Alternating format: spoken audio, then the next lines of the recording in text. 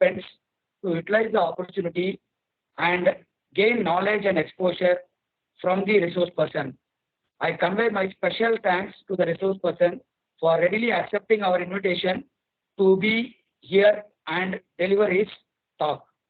Thank you, sir. Thank you for giving me an opportunity to be part of this presentation. Thank you. Thank you very much, sir. And now I hand over the session to Dr. Karthik, sir. You can start, sir, now. Yes, thank you. Good morning to one and all present here. I'm Dr. Karthik from Caltech University, Chennai. Thank you for having me as a resource person. Sir, yes, sir. Thank you, sir. Sir.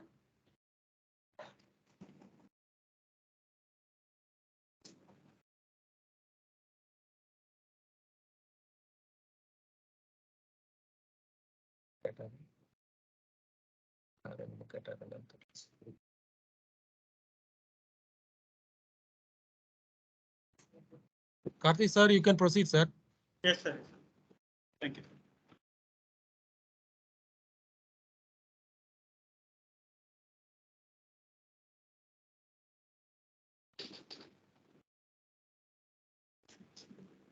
I hope my slides are visible. Yeah, visible, sir. Visible. Yes, sir. Yes, sir. Thank you. So, good morning to one and all present here. This is session 1. So, introduction to IoT. So, the topic given to me is the role of IoT in the smart spaces. So, before going to the topic smart spaces and the role of IoT, I would like to introduce the term IoT, Internet of Things. The session. This is going to be my outline of my presentation. Yes. I'm going to start with introducing IoT.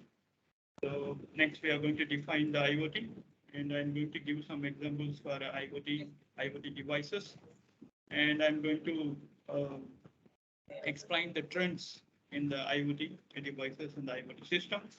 And then we are going to discuss about the building blocks of IoT. Finally, we are going to conclude the session with how IoT works in the environment. So if you take the term, or if you take the phrase Internet of Things, just split the phrase Internet of Things into two, like Internet and Things. So what do you mean by thing? What do you mean by thing? So just take the phrase Internet of Things and split the Internet of.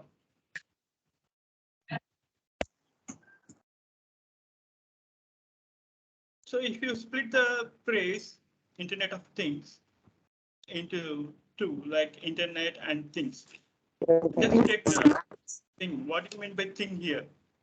What are things? So definitely it is not going to be a computer, or it is not going to be a supercomputer. Okay, so thing is an everyday object. It's an everyday object. So with the help of a human eye, if you see an object, everyday object like light, fan, table, so we can call those things as a thing. So definitely we are not going to call a computer as a thing. We are going to call the computer as a computer. Okay. So we are going to call the table, or we are going to call the window, we are going to call the door as a thing. Okay. So we are going to call the computer, we are going to call the mobile phone, especially the smartphone, as a computer, mini computer. We are going to call the mini tab or specialized tab as a mini computer. We are not going to call those things as a thing. We are going to call the everyday objects like table, chair. If you look at around your conference hall or seminar hall, you can find a lot of things. You are going to have a fan, you are going to have a projector, you are going to have a window, so you are going to have a AC. So these are all the things, everyday objects. Okay, so like traditional phones, watches that you are wearing around your wrist, thermostats, that's a water heater, cars, your clothes, wearables, TV, refrigerator. So these are all the everyday things. Okay. If it is in the Internet of Things, that is called Internet. So what do you mean by Internet here? So Internet is a global network.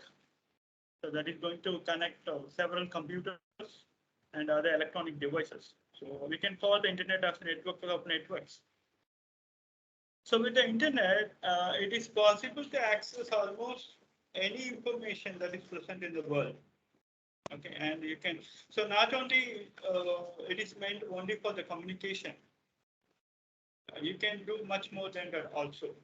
Okay, you can do computation.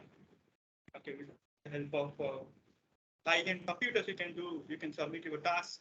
It is going to compute for you, and you can get the result. Okay, with the help of social media, you can publish the data. You can communicate with your fellow. Okay, so with the help of internet, you can do almost anything on the internet, like communication, computation. Okay, so we can call internet as a network of networks. So I hope these two terms, these terminologies are clear for you. One is thing is an everyday object. Definitely, it is not a computer or a smartphone or a mini computer. It's an everyday object. A thing is an everyday object that you can see over height. With the help of your human eyes, you can see the objects, everyday objects. That is called a thing.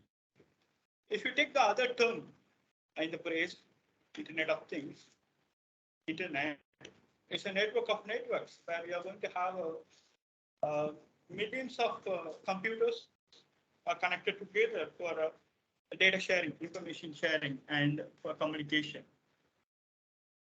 Okay. So, what do you mean by Internet of Things?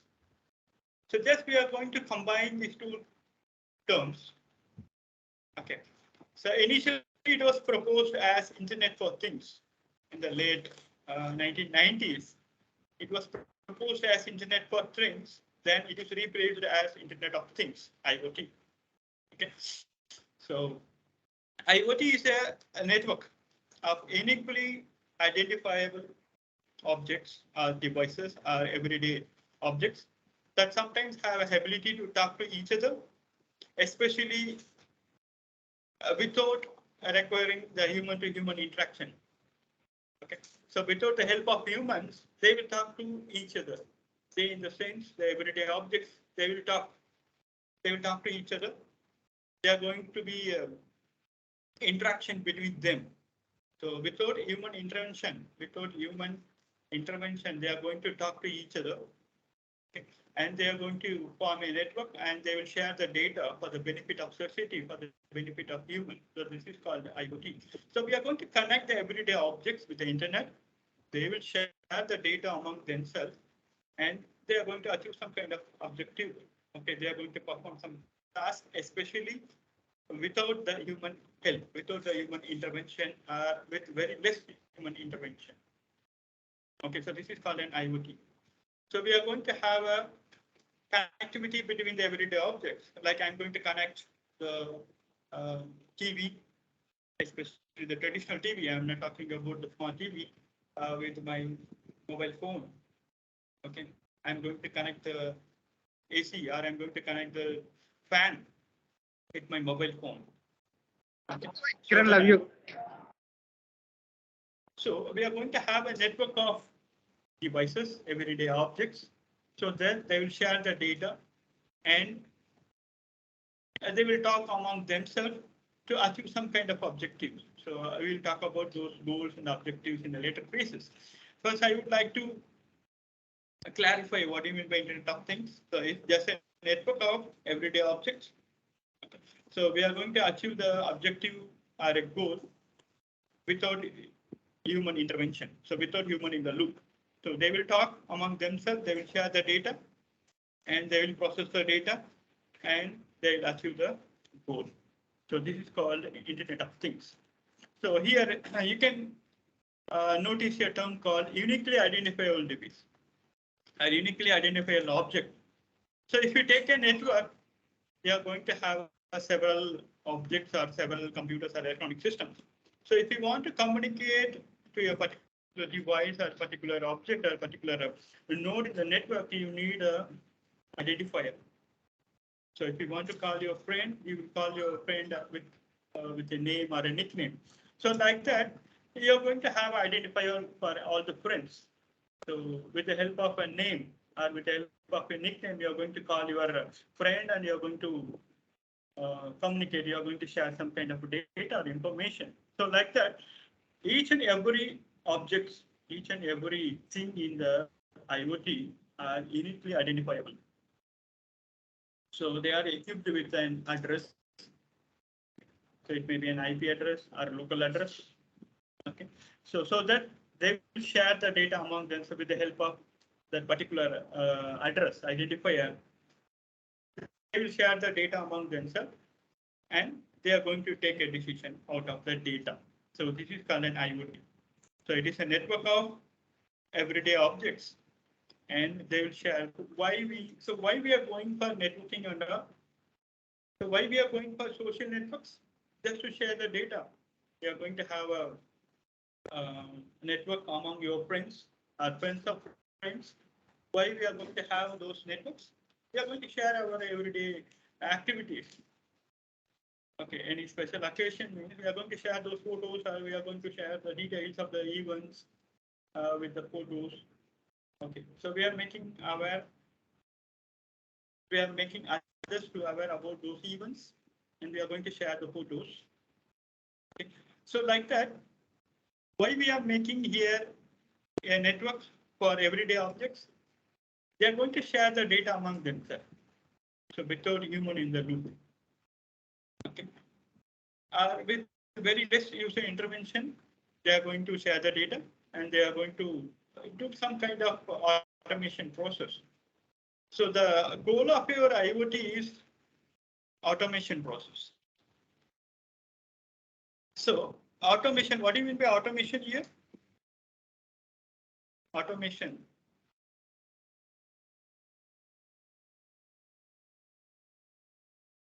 So we want everything to be automated.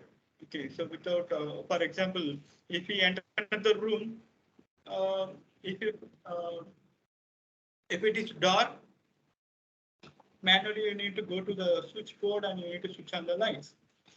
Okay, that is a manual process. If you come to your smart room or a smart home, once you enter into the room or into the terrain, automatically the lights switch on. That is called automation process. So based on the occupant present, based on the human presence, the particular network will switch on the lights. Okay, so it is going to switch on the ventilation automatically. This is called automation. So the major goal, the objective of your IoT is automation process. So based on the data, so what is the data here?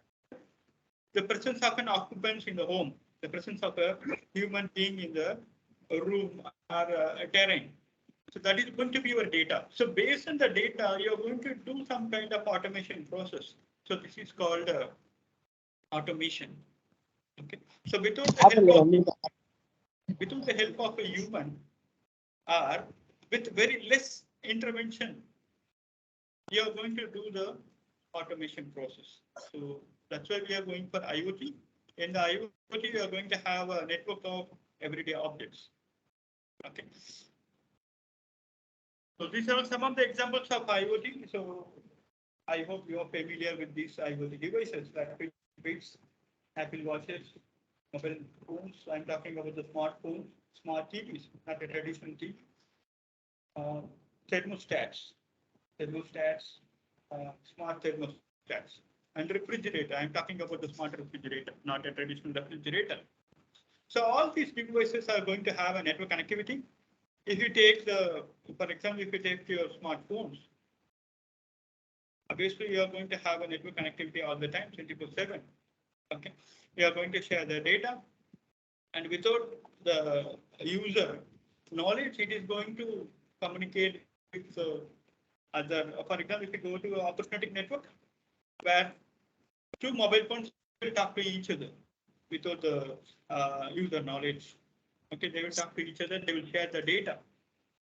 Okay, so if you take a smart TV, it will establish a communication with the server automatically, and it will fetch the data. It is going to show some kind of, for example, it is going to show the current location weather. Okay. So if you take all the devices, they will have a connectivity with a network. Okay, so for example, if you take a Fitbit, it's going to monitor your physiological parameters like pulse rate, heart rate, your activity. It is going to monitor the activity, and it is going to communicate to the user, or it is going to communicate to the healthcare unit, and they will give a suggestion based on the physiological data. So if you take all the devices, they will establish the communication with the other device or a higher end node for data analysis and decision making process. So these are all some of the familiar IoT devices you will come across every day and in everyday life. So these are some of the unfamiliar IoT devices. So if you take, for example, if you take a smart grid device, have you heard about the term smart grid? Grid. Earlier, smart grid. Have you seen open source computing devices?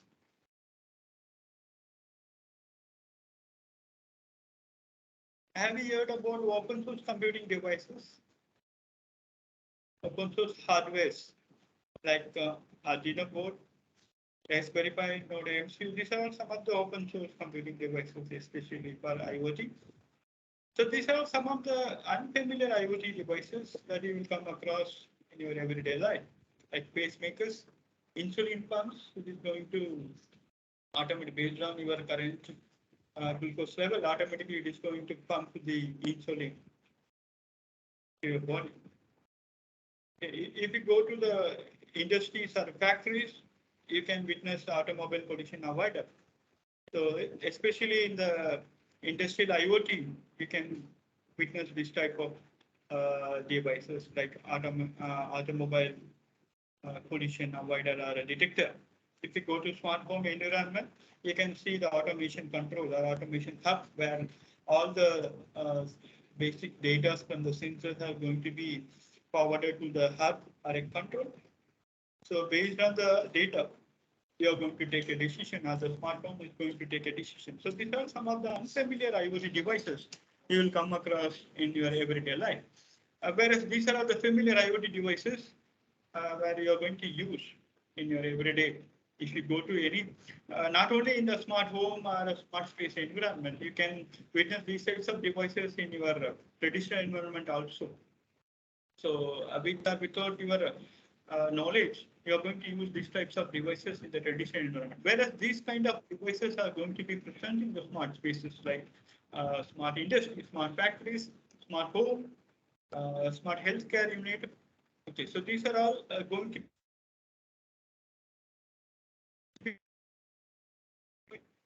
present in both the environment, like in the traditional environment as well as in the smart environment. Okay.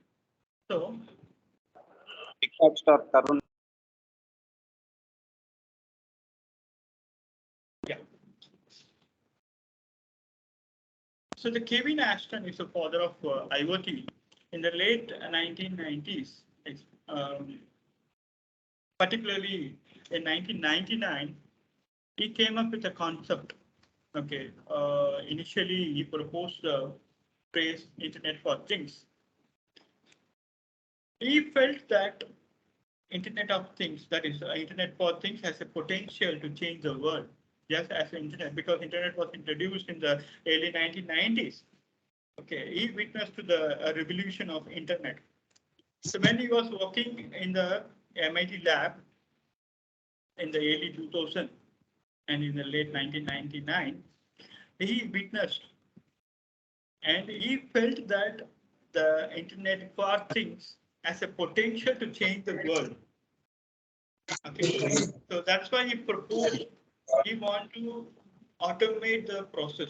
So when he was working in the MIT lab, Auto ID lab, he worked for Auto ID lab in the MIT. There he felt that Internet is going to Internet for Things. He initially proposed Internet for Things later it was renamed as Internet of Things. Okay, so he felt that it has a potential. The particular technology is going to be a potential that is going to change the world, just like internet. Okay, so that's why he's called as father of IoT. So what was the problem he faced? So during his period in the Auto ID lab, he felt that most of the data on the internet, so that time, so that was the initial stage actually for the internet. So during that time, most of the data on the internet are entered, are captured into the system by the human beings. So what is the source of the data? Human being will sit in front of the system and they will enter all the data about the environment or about the observation. Okay, so they will enter the data about all the, for example, if you track the goods in the factory, all the incoming, outgoing data are entered by the human. He felt that human is very slow and moreover error prone. Okay, and inefficient router of a data. So because the human will act as intermediator between the environment and the system, I mean the internet. So with the help of human only data are entered. Okay. From the system point of view, from the higher end point of view, human is very slow. Okay, not up to the level of a system, not up to the level of a supercomputer. Okay, when you take when you consider the supercomputer, human is very slow and also error prone, not efficient, not reliable as computer. Okay, so most of the data during the time I'm talking about in 1999, 2000s. Okay, most of the data on the internet are entered by the humans. Okay, manually entered with the help of keyboard and other input devices. All the data were entered by the human beings. For example, when you want to track the incoming and outgoing goods, human has to enter all the details. Okay, for the future purpose. So that is going to be a slow process, and you can find a lot of errors in the human data entry. Okay, and human is an inefficient router because he acts as an intermediary between the system and the environment, system and the observation. Okay, so this was a problem actually he felt. I mean, Kevin Ashton, he noted this problem during his tenure in the Auto ID lab at MIT. So to overcome this problem, he proposed a solution. Okay, so that becomes the Internet of Things. So he felt that it would be more efficient if system will connect to the particular environment, just to observe the things, just to observe the happenings. Okay, so with the help of the sensors and the RFID, sensors, hope you know about the sensors and the RFID. So with the help of these devices, the system can connect to the particular environment, connect to the particular observation, and they will collect the data automatically without the help of the humans. So he proposed a solution like this. Okay, so in this particular solution, it is going to bypass a human intermediary. So if you take the previous, I mean, before this Internet of Things, human has to enter all the data. Human has to enter all the data, information. Okay, with the help of they will enter the data. So just to overcome this intermediary, human intermediary, he proposed a solution. Okay, so it would be efficient if system itself will enter the data. If system itself would connect to the particular environment, observe the happenings, observe the events, especially the events and the happenings. Okay, just to collect the data and manage the data and take a decision by itself. Okay.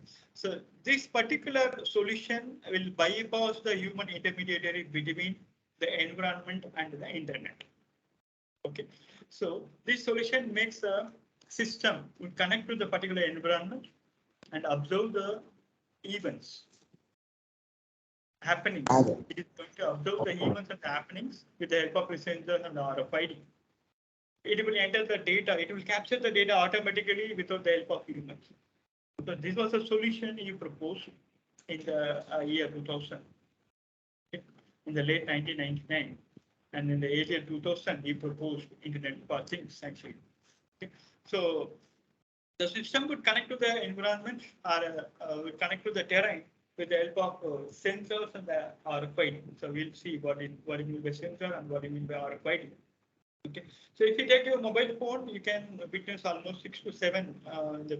Even in a normal smartphone, you can see a lot of sensors are present inside your mobile phone.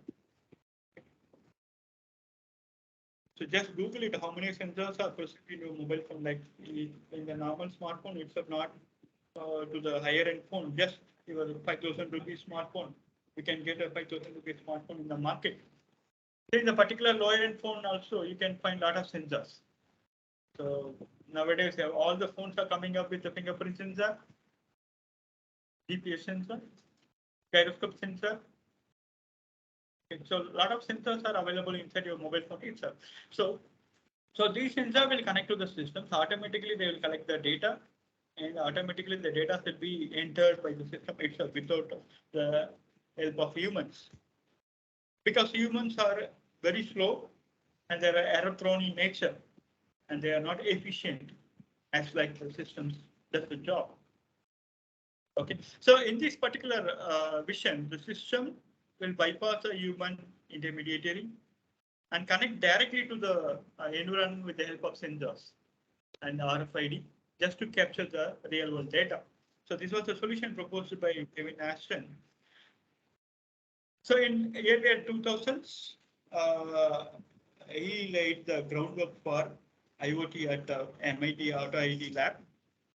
So that was the concept IoT. Okay, so he laid the groundwork for IoT in late 1999 and the early 2000s.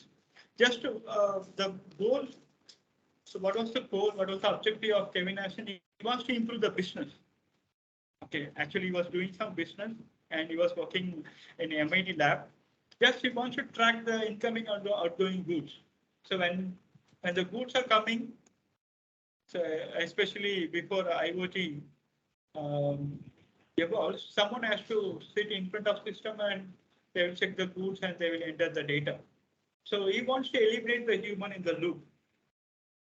So with the help of RFID, radio frequency identification, if you know about RFID, with the help of radio waves. So if you go to supermarket, they will scan the products, right? With the help of a barcode, they will scan it. They are not going to manually enter the data. So what are the things you have taken from the supermarkets for billing? So they will be having some reader and they will scan the barcode. Automatically, those product information and the price details will be entered into the system. So like this, we want to automate the process. He doesn't want the human in the loop as an intermediary between the environment and the system. So he introduced the RFID into the goods tracking process. So he fixes some kind of barcode, and with the help of a reader, when the goods comes into his place or a lab, just we need to track it. We need to place those goods.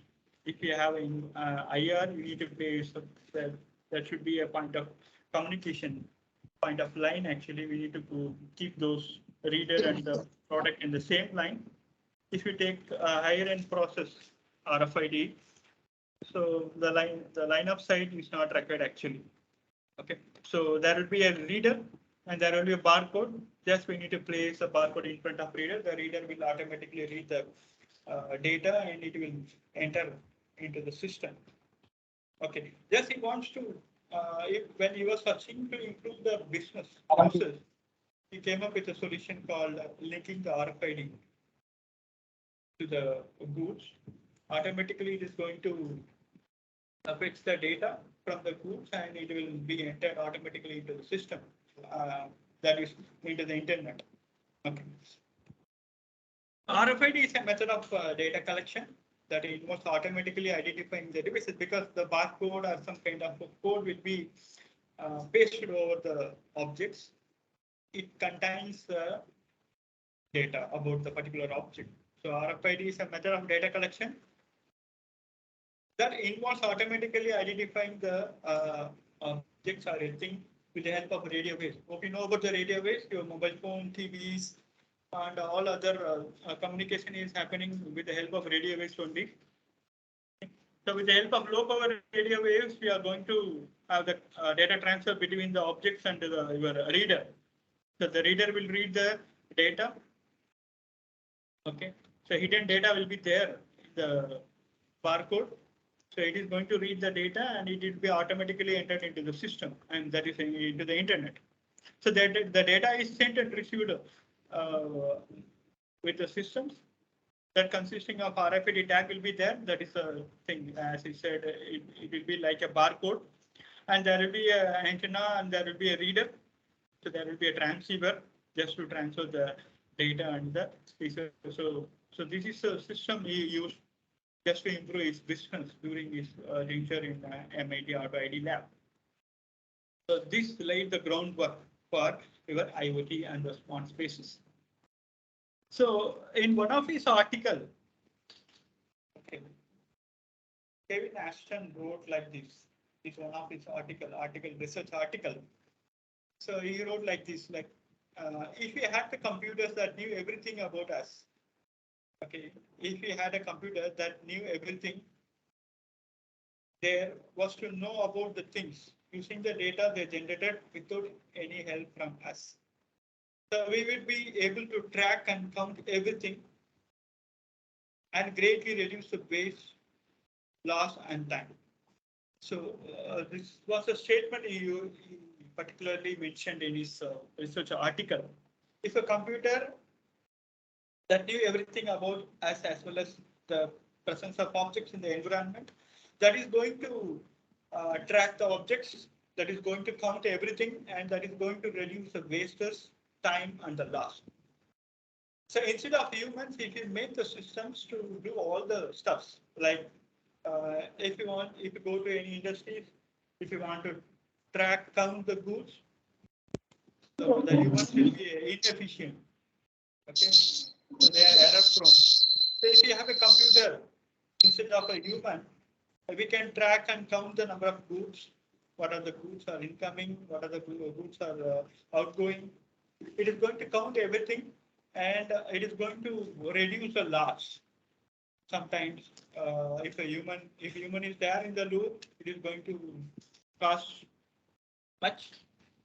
So with the help of these RFID and the Internet of Things technologies, it is going to count everything. That is going to reduce the waste, and it is going to reduce the time also. So this was a statement he mentioned in one of his research article during his proposal of IoT. Okay. Yeah.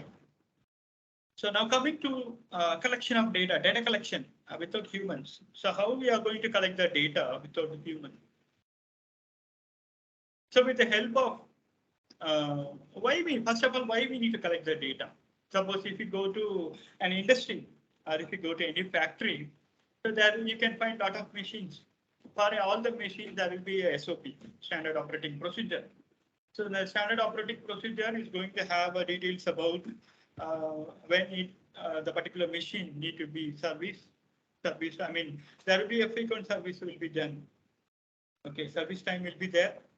And for example, if you take any automobile, we need to service it frequently. Then it will run in an efficient way. Otherwise, it will give you a trouble. Okay, so like this, if you go to any industries or a factory, you can find a lot of machines. So for all the machines, there will be an SOP. SOP is standard operating procedure. Okay, so there will be a technician for each and every machine. He will take care of all the components for the machine. He will find which is working fine or which component is defective. Okay, so all the details he will take care. Okay, we are in the era of Industry 4.0.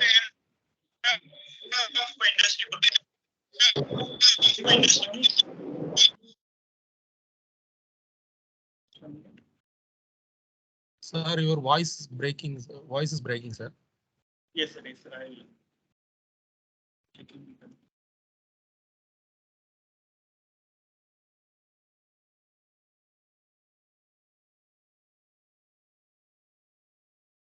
Yeah, I will find once. So, yeah, we are coming to the data collection without humans. So I'm talking about the smart industries and the factories. For all the machineries and all the components, there will be SOP. So we need to follow the SOP, standard operating procedures. So in the initial time in the industry revolution 2.0 and 3.0, so there will be a technicians for 10 machines, there will be one technician, or for subset of 50 machines, there will be one technician. So he will go to every components on the machinery parts, and he will check whether it is working fine or is there any defect. Okay, so we are in the era of industry 4.0. Industry Revolution 4.0. So we can find a lot of machineries in the industries. Okay, so it's very difficult process for humans to keep track of all the standard operating procedure for the machineries, especially in the industry and in the factory. So collection of data is very difficult with respect to the particular working condition of component. In a single machinery, you can find a lot of hundreds of components. It's very difficult for the human to track of all the components, whether it's working fine or when the particular component needs to be serviced, when you need to apply the oil, or when you need to supply some kind of liquid, when we need to supply the voltage. So there are a lot of processes involved in the factories and the machineries. So instead of human, if we have sensors and RFID kind of thing, so they will collect the data in an efficient manner. They will inform this kind of data in a timely manner when compared to the human, because humans are always very slow and they are not efficient. They are not machines actually. They are error prone in nature. So we want to replace the humans in the loop. Okay, we want to automate the process. So instead of inspection done by the humans, we want the inspection need to be done by the system itself with the help of sensors and the actuators. So I'll talk about the actuators and the sensors later in detail. So just we want to replace the humans with the sensors and the actuators. Okay, so they will collect the data and they will pass the data with the help of internet, with the help of some kind of network. They'll pass the data to the higher end, and there they will process the data and they will analyze it and they will take their decision. Okay, so we want to collect the data without the help of humans in the loop, with the help of sensors and the actuators. Okay, just to increase the system reliability, increase the performance. Okay, and increase the automation process.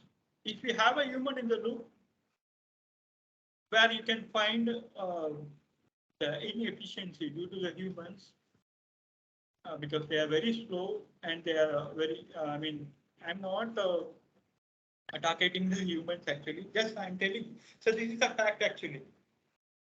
Okay. So if you have the sensors and activators, so it's impossible to have a single person to monitor several kind of machineries and the components. It's impossible actually. In a single industry, you can find a lot of machineries. Thousands of machineries will be there.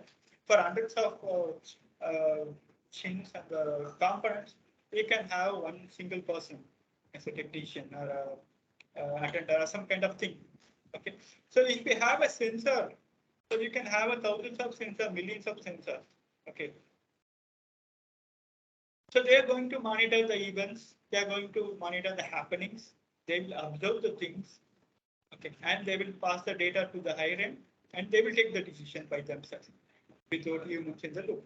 So in this way, you can collect the data from the environment or from the industries without the humans. Okay. Next, so when you want to have the sensors and actuators in your environment, so what will be? What are the questions you will find? Okay, for example, as I said earlier, you can connect the everyday objects. So how you are going to connect the everyday objects?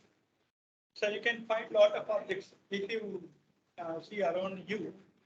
Okay, you can find lot of everyday objects like light, fan, window, table, chair. Okay, board. So these are everyday objects. So how we are going to connect these everyday objects into the internet? Because it is the internet of things. So you want to connect these objects to the internet. So how you are going to connect? So this is the question. Okay. So what type of communication you require for these objects? Because when you take your smartphone or a mini computer or a tab or a desktop system, they are going to have a lot of resources. Resources in the sense they're going to have a storage, they're going to have a communication technology. For example, if you take your laptop, it is equipped with the Wi-Fi technology, it is equipped with the Ethernet, it is equipped with the Bluetooth. So many technologies are there for communication. If you take your fan, if you take your table, they are not equipped with those communication technology. So when you want to connect these everyday objects, what type of communication, especially wireless communication technology you require? So this will be your second question. Next. So what changes you need to have in the infrastructure to support billions of devices? When you want to connect your everyday objects, for example, so as per recent survey, for a single person in the smart environment, there will be a minimum of 10 objects connected to the internet. So you just imagine for a single person for having a automation process, 10 devices are connected to the internet. So for example, if you take a small town, so there will be thousands of people will be there. There will be thousands of people. For thousands of people, lakhs of devices need to be connected to the internet. So for this connectivity of new devices, I'm not talking about the connectivity of a laptop or connectivity of your smartphone. They are connected to the internet 24/7 with the help of existing technologies. So for connecting the everyday objects for automation process, what changes need to be done to the existing infrastructure? So what is the existing infrastructure? So we have some kind of infrastructure for connecting our laptop and mobile phone. So we have some protocols. We have IP protocol. Okay. We have some communication technology. So leave those things. So what changes we need to be done for connecting the everyday objects? Because the everyday objects are not equipped with the communication technology. Okay, like your smartphone or your tablet or a laptop. Okay. So they are not coming with communication technology and other storage devices and all. So that will be your third question. Fourth one is how you are going to power up the devices. So this is very tricky question actually. So you can find a lot of devices, a lot of everyday objects in the streets, in the forest also, just to track the animals. So there will be a device. So when you want to connect the particular tracking device to the internet, you need a power. So how you are going to power up those devices? You can find this type of sensors and actuators everywhere. So it will be invisible in nature. It is pervasive actually. So nowadays we are in the era of wearables, smart wearables.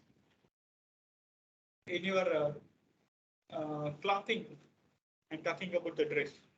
In your jacket itself, a lot of sensors are coming just to monitor, to observe the physiological signals. So how we are going to power up those devices?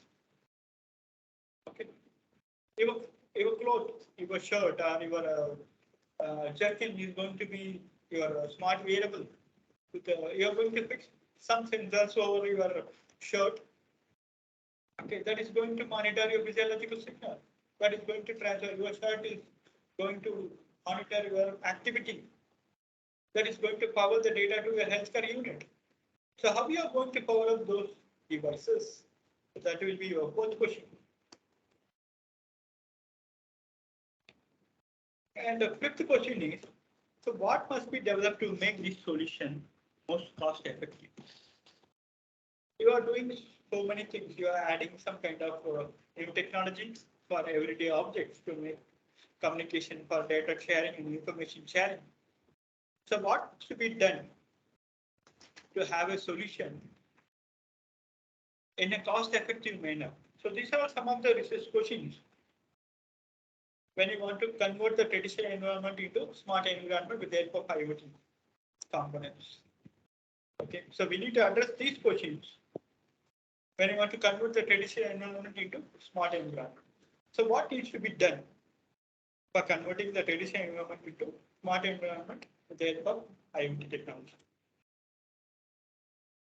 So RFID and sensor technology that enables systems or computers to observe, identify, and understand the environment, understand the outside world, without the limitation of human-entered data. So our aim is to remove human in the loop in the automation process. So for removing the humans in the loop, we are going to replace the humans with the RFID and the sensors. Okay, so that enables the computer to observe, identify, and understand the outside world. Okay. Now I will introduce the traditional refrigerator. So in the left-hand side of your screen, you can see. So that is a traditional refrigerator. Okay, fridge. The informal way we can say it is a fridge. Okay. And now I want to convert this traditional refrigerator into a smart refrigerator. Okay. So it is an everyday object. So we are not going to call this. So mute yourself.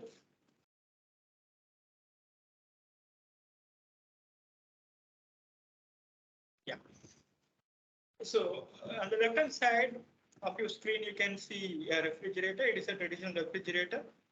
Okay, we are not going to call this refrigerator as computer or smart refrigerator. It is a traditional refrigerator. Standalone traditional refrigerator. There is no networking. There is no connectivity to the other objects or other computers or your mobile phones. Okay, you can see it is a standalone refrigerator. So how we can convert the standalone refrigerator into a smart refrigerator? How a refrigerator can be connected to the internet? So it's just a thing. It's an everyday object. Okay, it's not like your computer or your smartphone.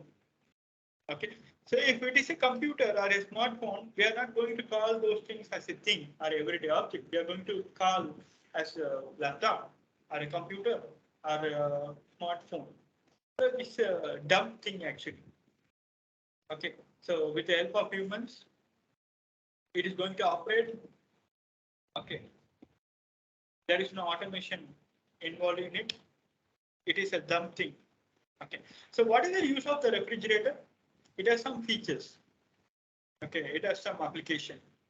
What is the application? So what are the things you are going to keep inside it? It is going to maintain some kind of a temperature. It keeps the things cold. Okay, this is one of the main application of a refrigerator. So apart from this, is there any application? Nothing else. Just it is going to maintain some kind of temperature. So you can fix your temperature with respect to the items present in the refrigerator. You can fix the temperature and it is going to maintain the temperature. That's all. It is going to keep the things cold. That's it. That is the main application of a refrigerator. So apart from that, there is no application. There are no application actually. Okay.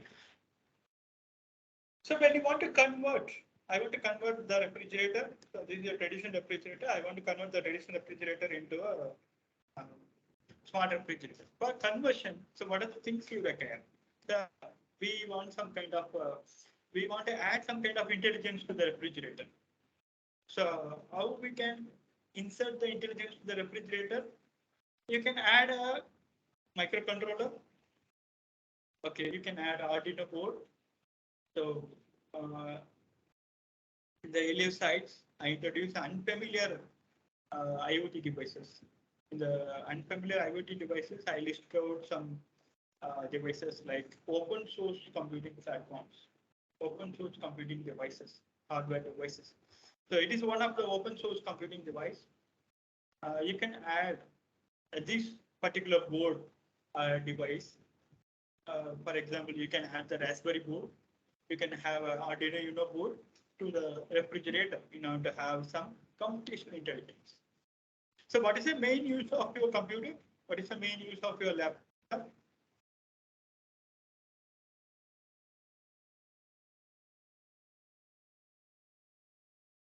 So I want some answers from the participants. What is the main use of your computer? Unmute yourself and please come up with the answer.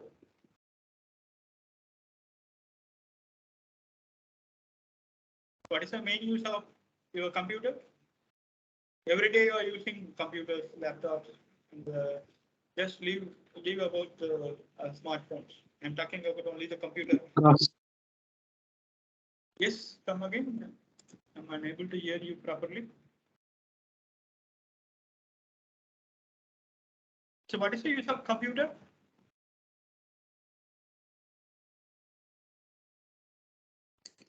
Students, you can unmute and you can answer the question. Kindly reply, please. Abhiram.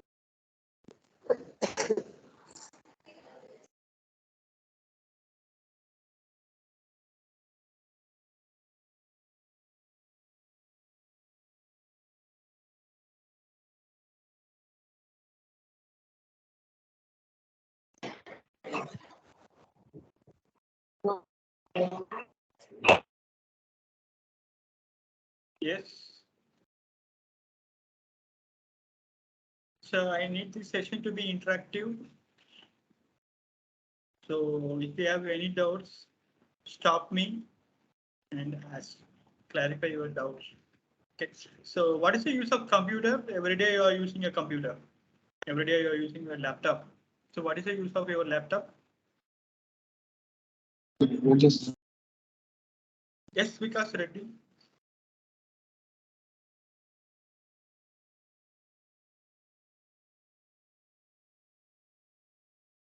So what is the use of your laptop or computer? Anyone? Yeah, to store the data. Apart from storing the data, is there any application? Is there any use of your computer? And also you can know how to get information and how to use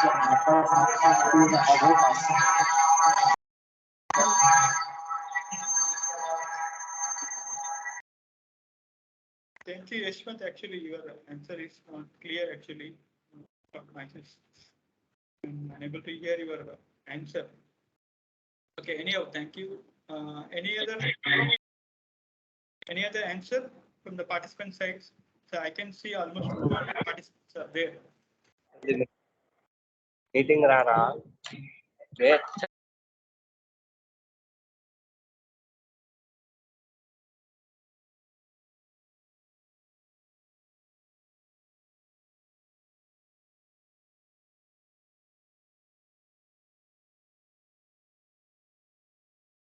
Okay, fine.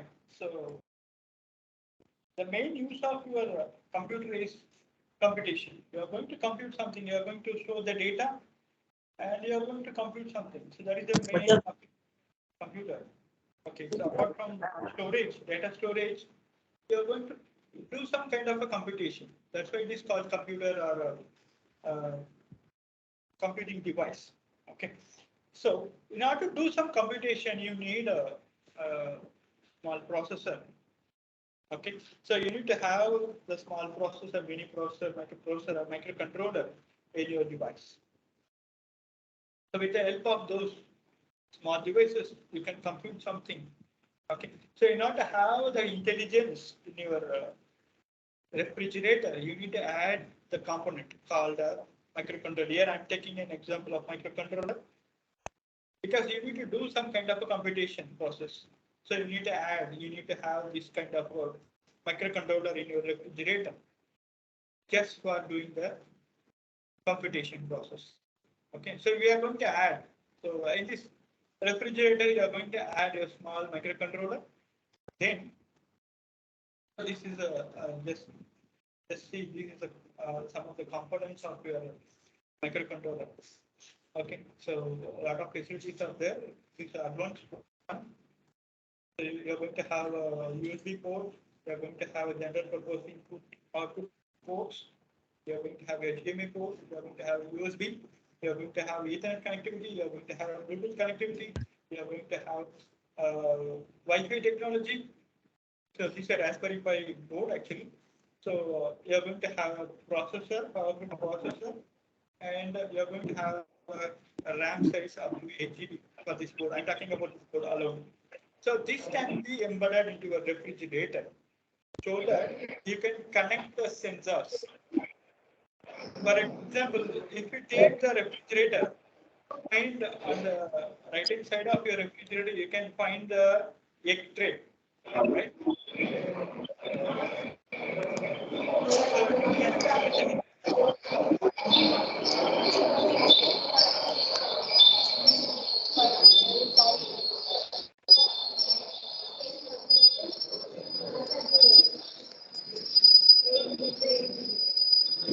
Mute yourself.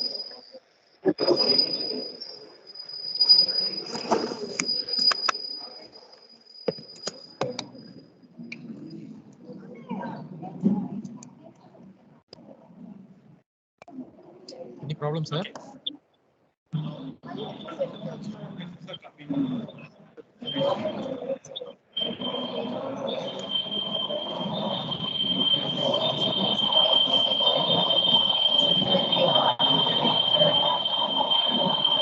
I request the participants to mute yourself.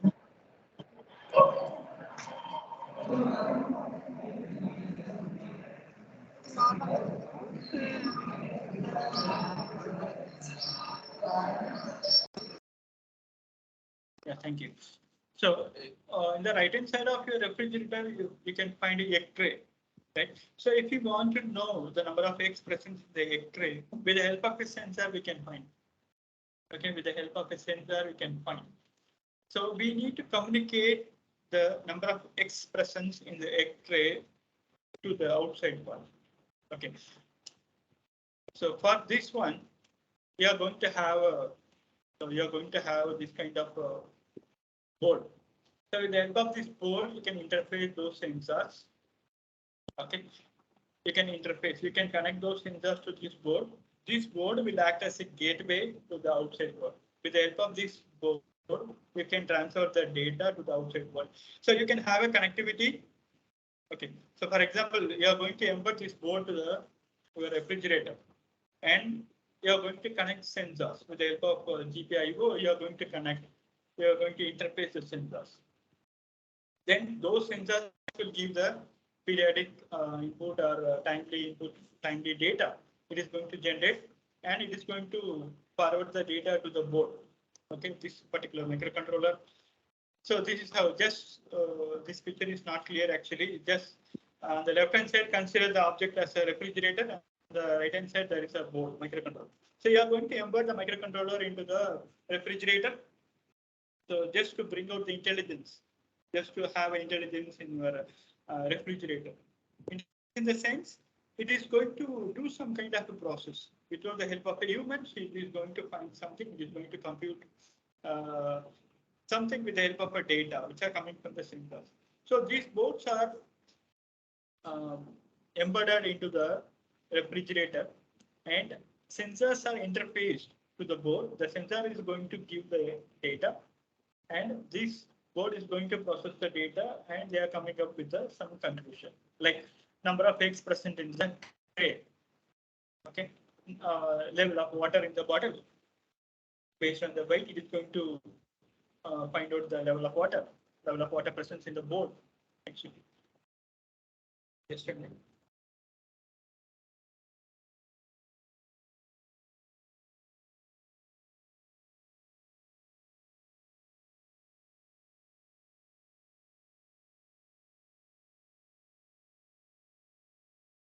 Yeah. So you are going to embed this kind of microcontroller board to the refrigerator just to bring out some intelligence out of it.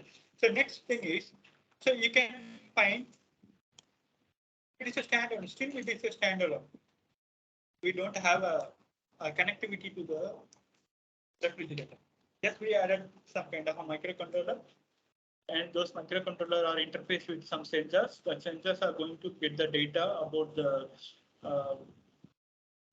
eggs or some water level or temperature inside the refrigerator, and it is going to forward the data to the board. That's it. And still it is a standalone. If you want to have a connectivity to the outside world, you need a communication technology. Okay.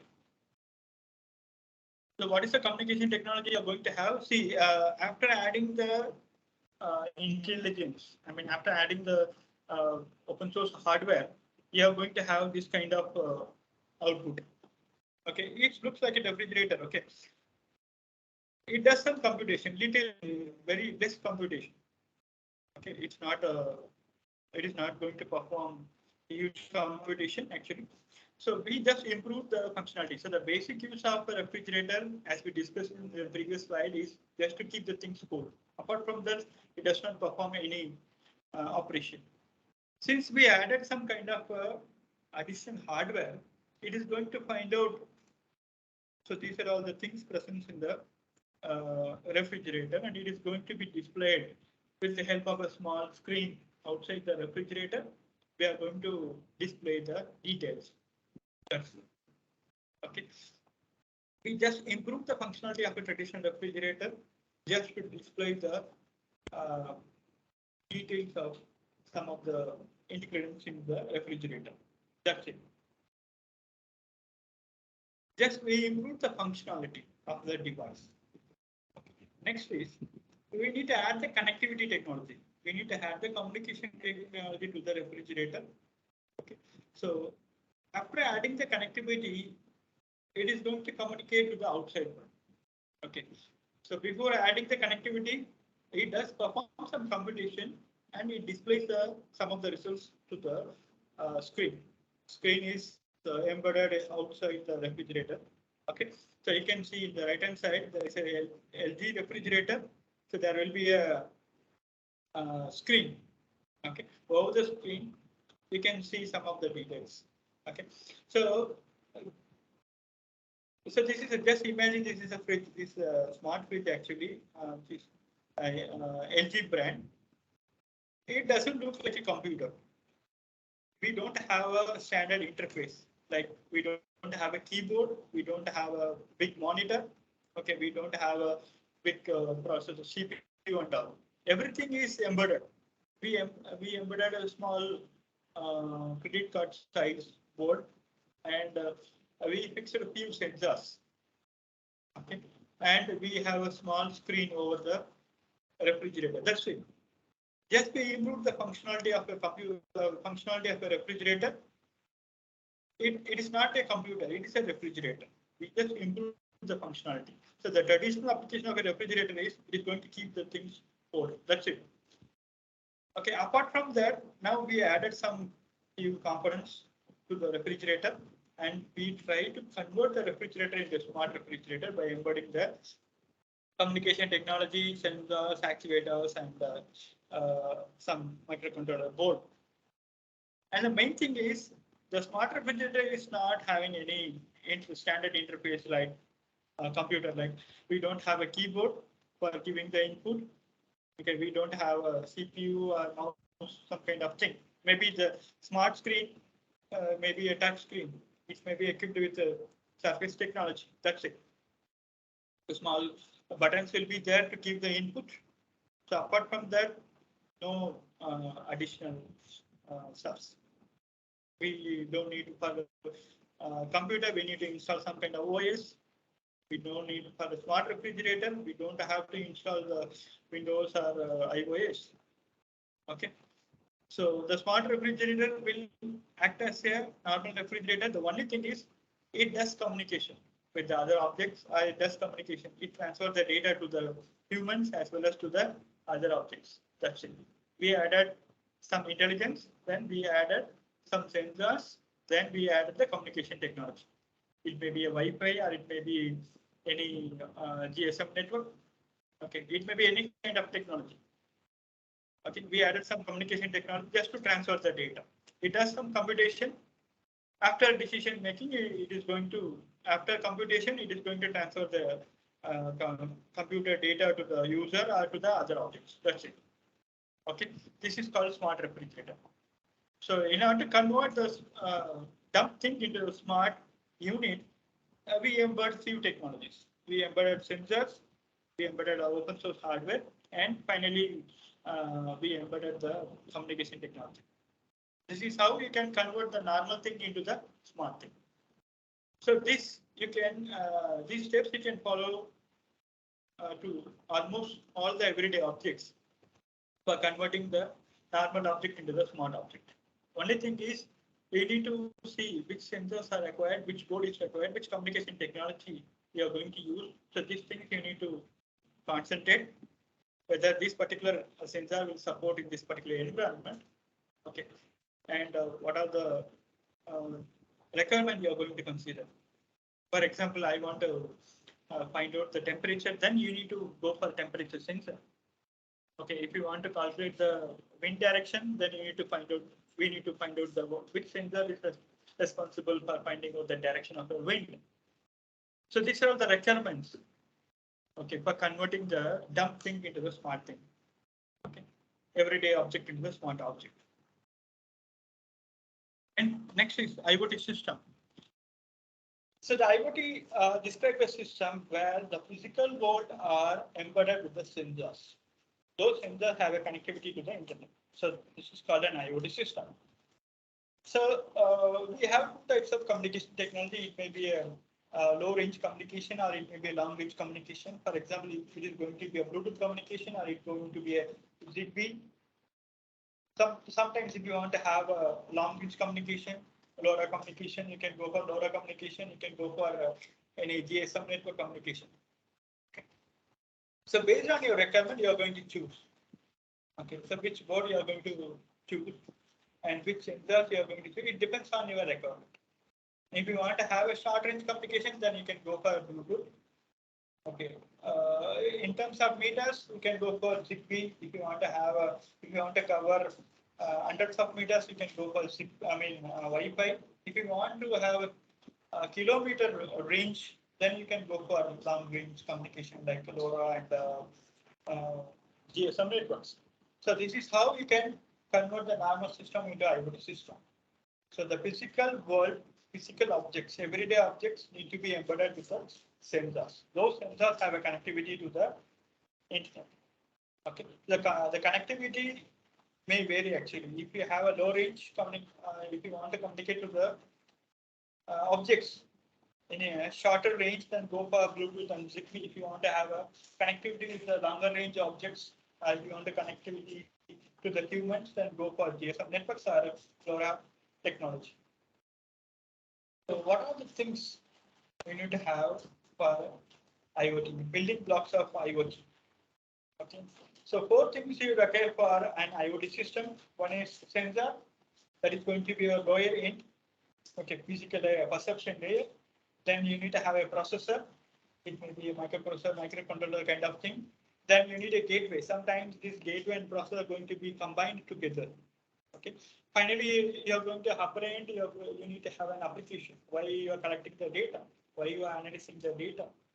So in order to do some application, you are going to have this data. Then you are going to perform some kind of a computation. Okay. So these are the 4 things you require for building your IoT system. Okay. So this is a simplified blocks of your IoT system. So you can find there are 4 layers. One is sensors, that is a perception layer, physical layer. In the physical world, you can find a lot of everyday objects. Those objects are equipped with the sensors and actuators. Yeah, I'll tell you what is actuator actually. So with the help of a sensor, you are collecting the data. Okay, for example, consider a scenario like you want to have a automation of AC. Okay, or you want to switch on the fan based on the temperature. Okay, if the temperature is above 35 degrees Celsius, you are going to switch on the fan. So with the help of temperature sensor, you are going to find out the temperature. And now it's noon time. Okay, it's 11:14. The temperature is obviously going to cross 35 degrees Celsius. Okay, so that data will be collected with the help of a sensor. So after collecting the data, you are going to take a decision. You are going to switch on the fan or AC. For switching on the AC, you need the actuator. Okay, so data will be collected with the help of sensor. And after collecting the data, you are going to process it. Yeah, that will be, for example, in all the application, there will be some rules, a rule or threshold kind of thing. So if the temperature crosses 35 degrees Celsius, you are going to switch on the fan or AC. So for switching on, for relaying purpose, there will be a rule. So threshold is 35 degrees Celsius. Okay. So that 35 degrees Celsius, you are going to fix it. So based on the rule, you are going to do some operation. So that operation will be taken care by your actuator. Whereas the input is taken care by your sensor. What is the input here? Temperature data. The temperature data will be given by your temperature sensor. If it crosses 35 degrees Celsius, you are going to switch on the fan or AC. So that switching on, that automation process will be done by your actuator. Okay. Yeah, the process next level is processor, where as I said earlier, there will be some kind of a microprocessor or microcontroller, which does the uh, small computation. So there will be a comparison between the current data and the threshold value. So as you said in the example, 35 is a threshold value. So you are going to process the data and you are going to compare it. Though the small computation will be taken care by your processor layer. It may be a microprocessor or microcontroller. It depends on your application. Next is a gateway. So why we declare a gateway? Actually, all the data need to be transferred to the outside world. Okay, it may be stored over the cloud, or it will be stored over to the server, which is located far away from your system. For example, you are going to track the temperature, you are going to track the animal movements in the forest. Okay, somewhere you are going to store the data. Okay, we are not going to have a server in the forest itself. Okay, so in the forest you are deploying the sensors, deploying the image sensor, camera sensor. So that camera sensor will give the input, and with the help of a processor, you are going to process it. And after processing the data, that needs to be transferred to the outside world. So with the help of a gateway, it will be transferred to the outside world. You are going to store the data either to the machine or either to the cloud. It depends on your application requirement. So finally, you are going to perform all these types of operation for an application. So what is the application? For example, a smart home, automation process, animal tracking is an application. So those things will be coming in the upper layer application. Okay, so you can see data flow from sensor to processor to gateway, and gateway to application. So in the application, you are going to take the decision from the top level. So the temperature crosses 35 degrees Celsius, and then you are going to give the signal back to the actuator to switch on the fan or AC. So that decision making process will be done at the top level by considering all the data. Okay, so those kinds of decision making and the data processing at the top level will be done in the application layer. So this is a simplified layer of your IoT, simplified building blocks. Of, we can say it is a simplified, very simple, basic building block for your IoT system. As I said, sensors are going to be the present in the physical layer. So it is going to form the front end of your IoT system. Okay, so those sensors are embedded into the things, everyday objects. Okay, so there are going to be embedded to the everyday objects of your system. So the main purpose of the sensor is to collect the data. That's it. It is going to collect the data and it is going to give the data to the actuator for performing some operation. That's it. In the earlier slide, we discussed about the IoT definition, right? The IoT definition, I said, so we are going to have a connectivity over uniquely identified objects. So for every object, there will be a identifier. It may be an address, it may be a IP address or local address, something like this. Okay, so all the sensors are equipped with a unique identifier. If you go for IPv6 version, there will be a unique IP address for all the objects which are connected to the internet. Okay, so that you can communicate directly to the particular device from the outside world. So with the help of identifier, with the help of an IP address, okay, you can connect to the particular IP address directly. You can transfer the data. Okay, so all the devices in the IoT network are uniquely identifiable with the help of an identifier.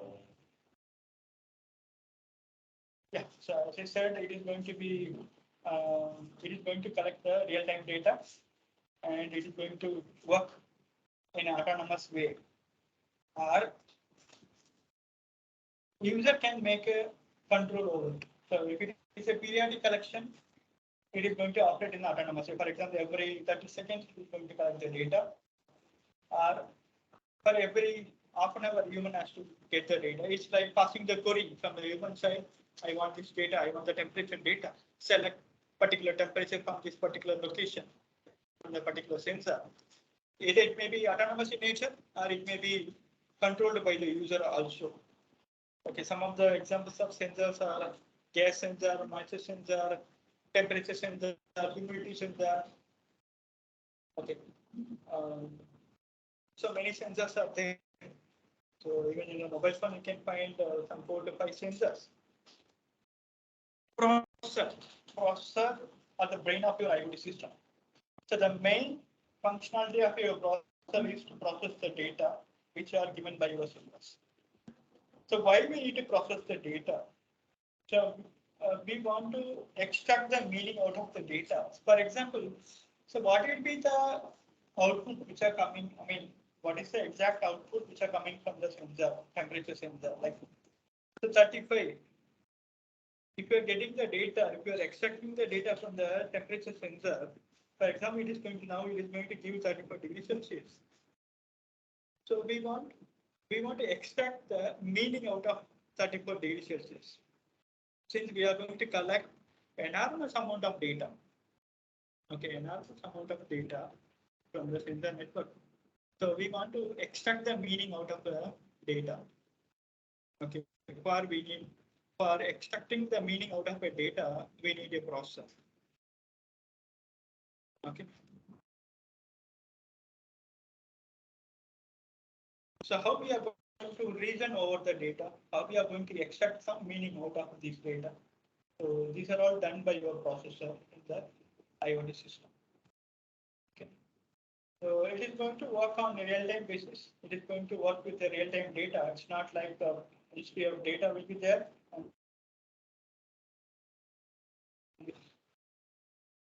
For machine learning and deep learning algorithms. So there will be a data set, and we are going to apply the data set, and we are going to get some output. Not like that.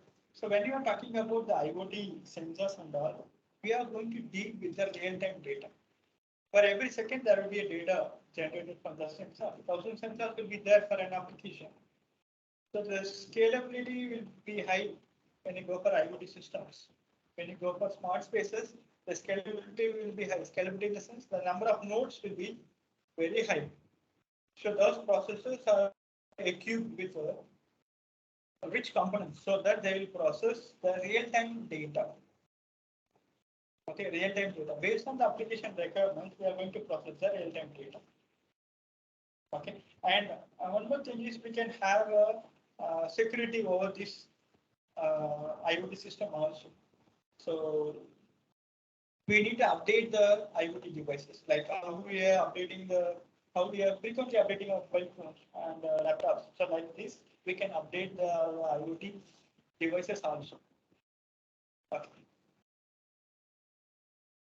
as I said earlier, gateways are going to be responsible for communication with the outside world. So they are responsible for routing the pre-processed data or processed data to the particular outside world. Okay, so it will act as a filter for incoming and outgoing communication. So application at the top layer, it is going to be the application. So applications are essential for data collection. So this application layer is going to process the data and it is going to take a decision out of it. Okay, so effective decision will be taken from the application alone. Okay, so these applications are controlled by the user. So that is a delivery of your particular services. The application layer is the delivery of your particular service. For all the IoT applications, there will be a service provided to the society or user or to a particular environment. So those rendering of services will be done in the application layer. Okay. These are some of the building blocks of IoT with respect to the cloud-based sensor. Cloud will be there. So I don't want to waste much time on this. We'll come to the end of this session. Yes, so these are the same thing. I don't want to discuss again. Same, what are the sensors and what are the devices used in each and every layer. Okay. I will raise a question here. Is a laptop an IoT device? So far we discussed many things about the IoT. Okay, is laptop an IoT device? I'm asking you, I'm raising a question to all the participants. Is laptop an IoT device?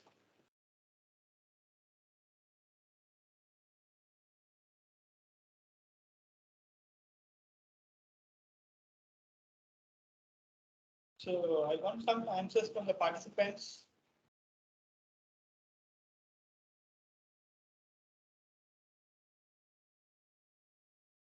Is laptop an IoT device? So can we consider a laptop as an IoT device?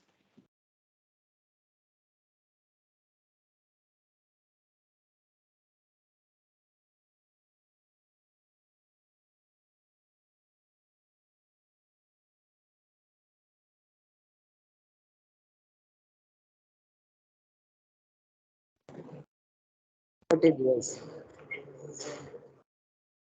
Why? So please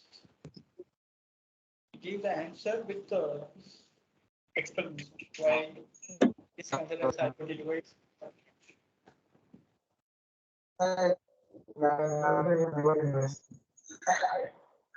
Because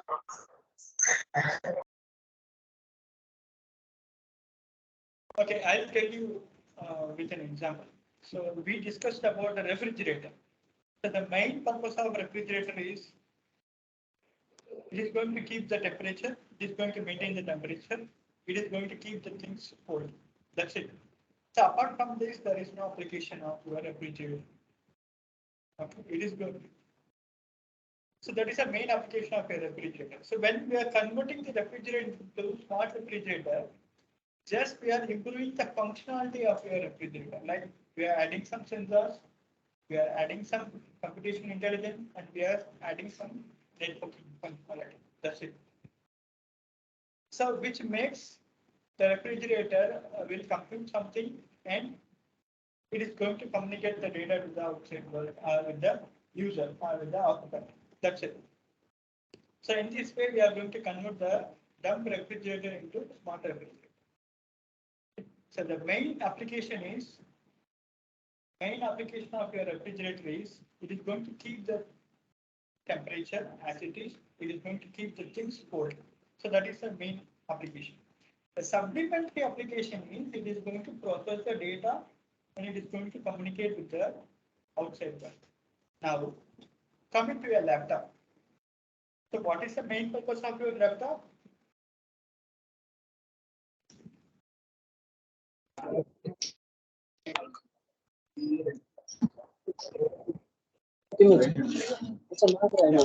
main purpose of laptop is computation. Okay, Side la we are going to store some data. And we are going to do some computation. That is the main purpose of your laptop. Now tell me, ఇదే can we ఒక దాంట్లో use the time laptop చూపించట్లేదు as a తప్ప అన్ని 1 minute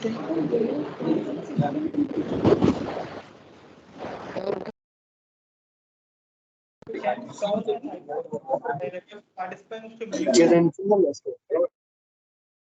yes. So can we consider the laptop as an IoT device? Okay, I'll leave this question. I'll go to the next slide. So can IoT work without the internet?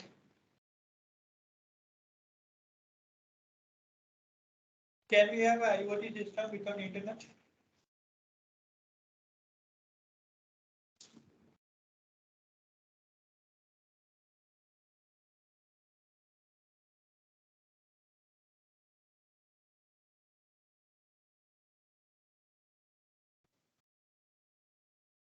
So if you take a sensor network, okay, answer నోరా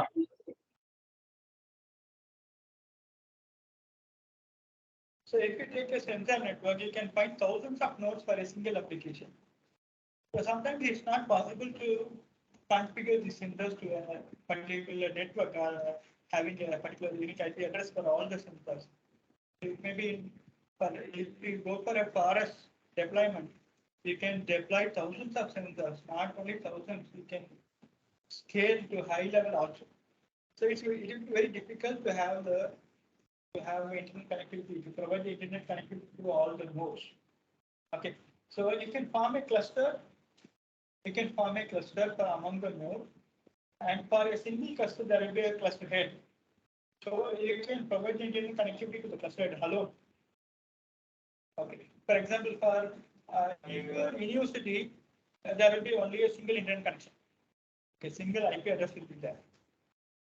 Okay, and there will be a local IP address assigned to all the departments, to all the labs.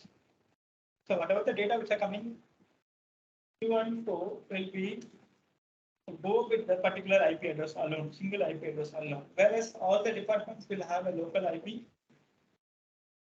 Okay, so like this, there will be a clusters of sensors will be there.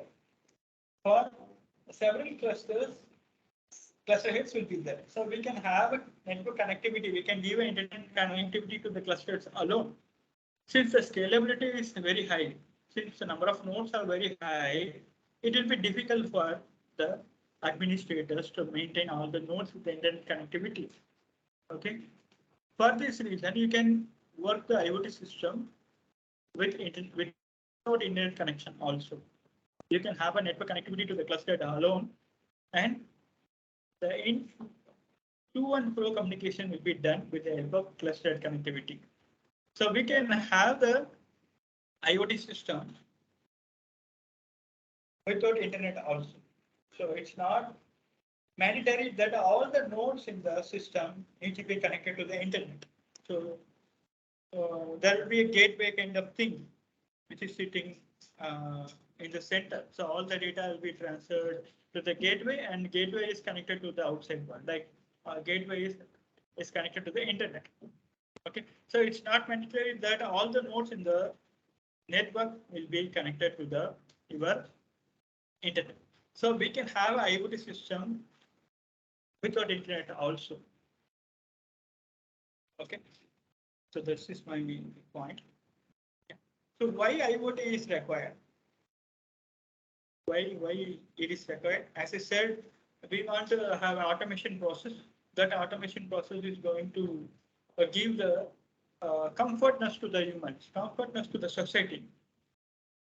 It is going to increase the comfortability of the human life. Okay, it is going to collect the data in the lower layer. In the upper layer, it is going to process the data, and it is going to take some decision out of it. There will be an automation will be done.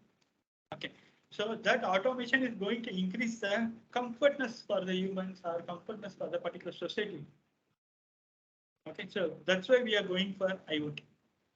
So that is the main requirement.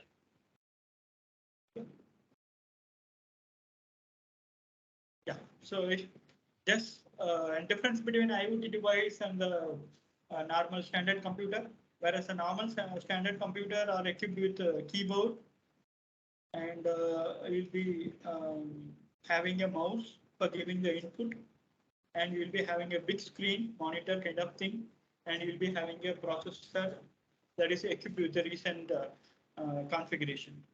Okay, so this is standard computer. Whereas if you go for an IoT device, it is a resource restricted device. So in the smart refrigerator, we came across a small screen and with very less buttons for giving the inputs, and the small screen for outputs, and a very less processor. So in terms of the GB, I will be having the memory like 2 GB, 3 GB memory will be having, and with the help of very less resources, we are going to perform the computation. Whereas the standard computers are equipped with the more resources. We'll be having the memory storage in terms of TB, and higher end processor will be there. The size of a computer will be very high. Whereas if you go for an IoT device, the size will be very less. Sometimes it will be invisible also. If you take a wearable, smart wearable, you cannot find a sensor inside it. It is invisible, almost invisible to the human eye. Okay, whereas the standard system, standard computers are visible. They are very big in nature. They are resourceful. Okay. IoT devices, the main function of IoT devices is not to compute, whereas the main function of your systems are computation process, data storage process. Whereas the IoT device main functionality is different. If you take refrigerator, the main functionality of a refrigerator is maintain the particular temperature. The supplementary function only, you are going to communicate the data to the outside world and you are going to perform some small computation. Okay, so it has some other function besides that also. If you take a car, smart car, what is the main function of a smart car? Movement, displacement. You are going to move from one location to other location. That is the main purpose. If you have a smart car, apart from this displacement, I mean moving one place to other place, you are going to have an additional features like it is going to inspect the level of the fuel. It is going to inspect the incoming fuel station. It is going to have a ABS, okay, anti-braking system, anti-locking system. Some security features will be there. So these are some of the supplementary features apart from the main feature. What is the main feature? You are going to move from one place to other place. That is why you are going to opt for car. Whereas the smart car, apart from moving from one place to other place, there will be some additional features like anti-braking system, anti-locking system, and fuel injection, okay, fuel level checking. So these are all some of the supplementary function apart from the main function. Okay. Yeah, as we discussed, refrigerator is a refrigerator that keep the things cool. That is a main functionality.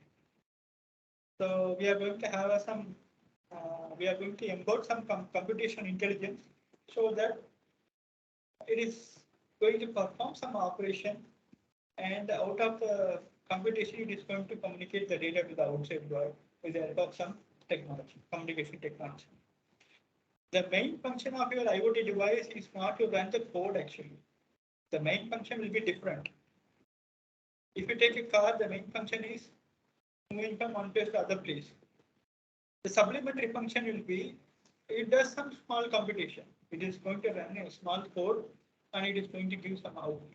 Whereas your standard computer, the main function is to run the code only. Okay, so there is a difference between your standard computer and IoT device. Okay, so that's why I came up with these slides. Okay, so I'm going to end the session. Actually, we are going to have one more session after a break. So just to have a clarity, I would like the students to visit this particular URL. So this is the URL. I hope this slide is visible. So just visit this URL zi.sh. So that is a short URL, tiny URL. So just visit this zi.sh and log in as a student with the class code. This is a class code and just attempt the quiz. So there will be some objective questions. Choose the best answer, multiple choice questions. Okay, just attempt the quiz and you will check your basic IoT knowledge. Okay, so I request all the participants to go to the particular URL and log in as a student with the class code. This is the class code and give the cues and check the basic IoT knowledge.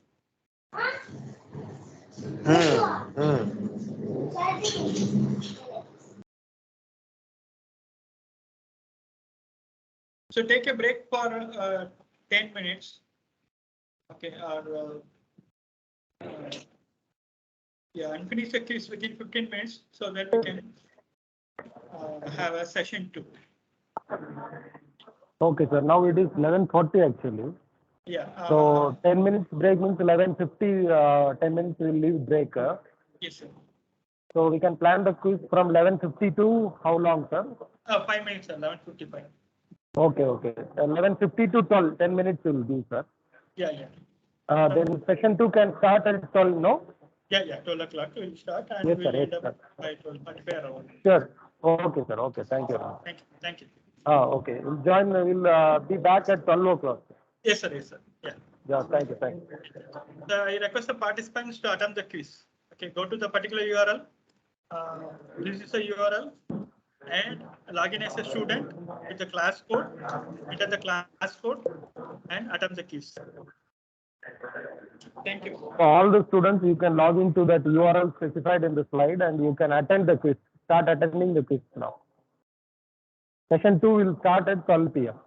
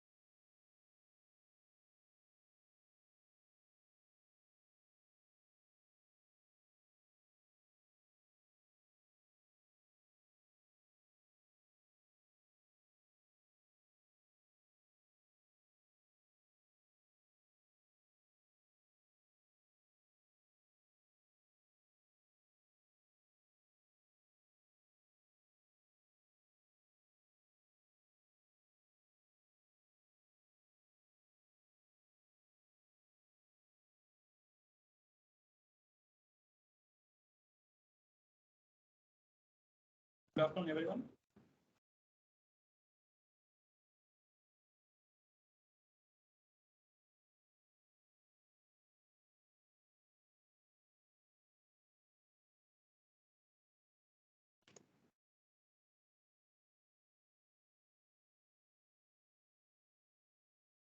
So shall we start?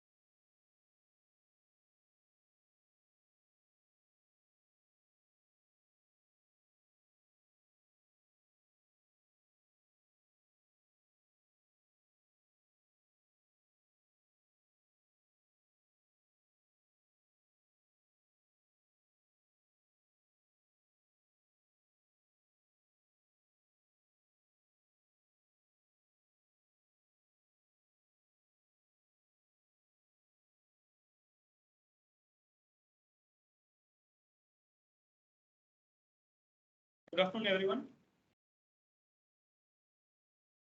I hope my slide is visible.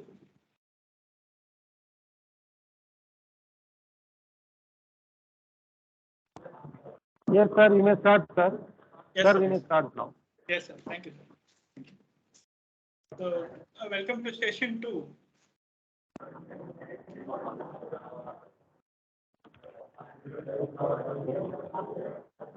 Session 2, the role of IoT in smart spaces. So in session 1, we were discussing about the IoT, introduction of IoT and various IoT devices and how IoT is working. So how we are converting the normal object into IoT object or IoT device. So now we are going to discuss about the role of IoT and IoT technology in the smart spaces. So this is going to be my outline. So I'm going to introduce a new, not a new actually. So many of you are aware about the context aware. So I'm going to give an introduction about the context aware computing. So how the context aware computing is going to help to develop the solutions. So how we are going to apply these techniques, okay, IoT and context aware, to solve the problem of the smart spaces. Okay. And finally, I'm going to highlight some research challenges and future research directions for your research. Okay. This is the evolution of internet. So we are going to have a 5 phases here. The evolution of internet. So in early 1970s, they connected the 2 machines. Okay, initially in the DARPA net, they used to have a connectivity between the computers. Okay, in 1990s, early 1990s, we came up with a concept called internet. Okay, slowly we connected our mobile phones, mobile devices to the internet. So that is called mobile internet. So then comes the social networking, where we connected with the internet, mobile phones, and the systems. Okay, mobile, people, and several pieces. Now we are in the era of Internet of Things, where all the not only the computers and the people, Okay, we are going to have a connectivity among internet, all the things, including PCs. Okay, so you can see in the diagram right hand side.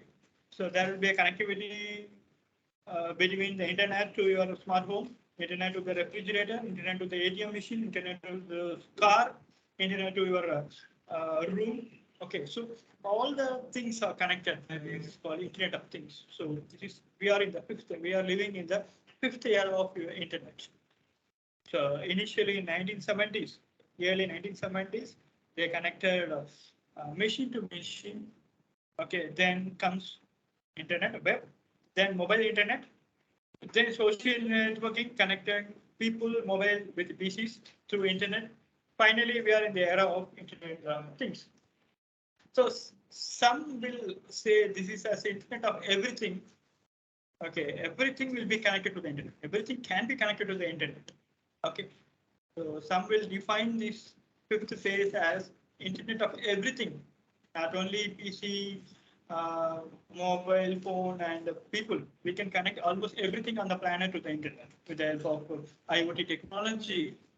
Okay, so internet of everything, interconnected objects. So this is the base. This is the evolution of internet over the years. So we have witnessed. Okay, next. So Internet of Things, with the help of Internet of Things, that allows the people and the things to be connected anytime, any place, with anything and anyone, ideally using any type of network, which means that, for example, I'm sitting in Chennai. Okay, so you're in Madanapalli. So we have some kind of a network so that we are connected to ourselves and I'm sharing the data and we are viewing the slides. So there will be a connectivity. So my laptop is connected to the internet and your laptop is connected to the internet. So in the background of particular network, we are connected to each other. So anything, any device can be connected to anyone at any time, at any context, at any place using any network. So this is Internet of Things actually. As we said, sensor network is going to be the base for your IoT.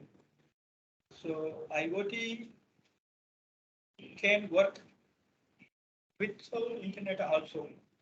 Okay, with limited internet also, but it will not work without sensor network. So the basic layer, physical layer, perception layer, we need some kind of a sensor. Okay, we need some kind of actuator. Okay, at the layer one, we are going to have a physical perception layer. In the perception layer, we are going to have a sensors and actuators. At least camera sensor. CCTV you can find in almost nowadays you can find CCTV in almost all the places, in all the campus, college campus, school campus. So that can be termed as a camera sensor that is going to capture the data. Okay, so that is an example of your IoT device. So the sensor is going to be the fundamental unit of your IoT. So this is a layer of your sensor networks. So that is going to transport as a layer one. It is going to be a lower end sensor. I said there will be a cluster head for all the sensors. One cluster head will be there for setup. For example, some hundreds of nodes will be clustered together. Clustered in the sense homogeneous nodes are clustered together to form a cluster.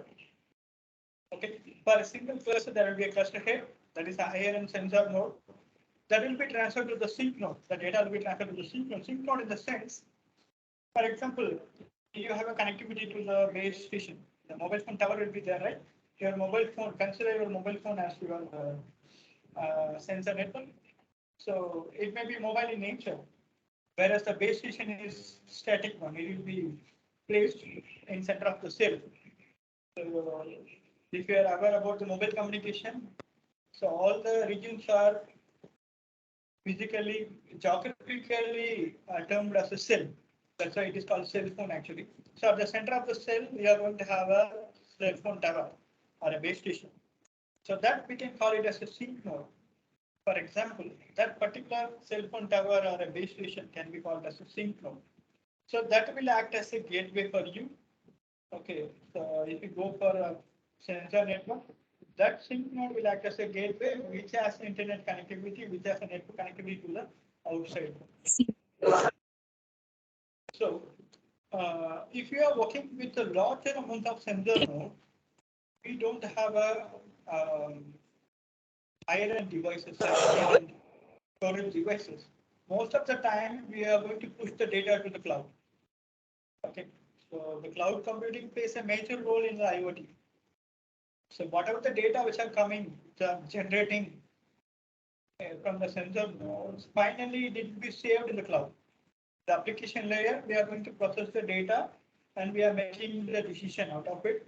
So from where we are fetching the data, all the data will be generated from the sensor. Finally, it will be stored in the cloud because thousands of sensors will be there. Every second data are coming, data are generated, and all the data will be processed in real time and stored in the cloud for future purpose. For example, if you go for temperature monitoring, every day they are predicting. If you watch the news channels, at 6 a.m. they will say, today there will be a rain. So how they are predicting with the help of history of data, with the help of seasonality data, with the help of looking at the trend of various data, they will be predicting it. So the history of data is very, very important. Seasonality, trend, we need to find the trend. Okay, so we need to store the data. So from where they are predicting the data, so daily they are collecting the data. They are collecting the temperature data, they are collecting the wind data, they are collecting the direction of wind data, they are collecting the humidity data, they are observing the cloud movements. So out these data, they are predicting the temperature for tomorrow, day after tomorrow, next week, next month. So like this, they will predict. So based on the trend, based on the seasonality of your data, they will be predicting. So the history of data is very, very important. So all the data are coming from the sensors. As you said, there will be a real-time processing. So apart from real-time processing, we need to store the set of data over the cloud. So that cloud data, the storage in the data, the storage in the cloud is going to be used for prediction. So on the higher end, we are going to store the data over the cloud. That is called sensor cloud. Okay. So we will discuss those things. Yeah, now coming to the point.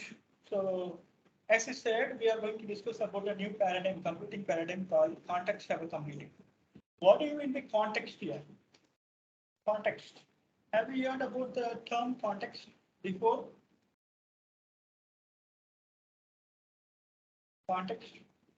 So most of the time, so the speakers, public speakers will say, with respect to this context, with respect to that context. Okay. So I hope most of you will come across this particular term called context. So it is an information that is used to characterize the situation of an entity. Entity in the sense, it may be a IoT device, it may be a user, it may be an occupant, it may be a place, it may be an object, it may be a thing. Okay, the information about the IoT device, the information about the data, information about the user, and information about the particular place. So you are going to give the metadata about the particular thing or data.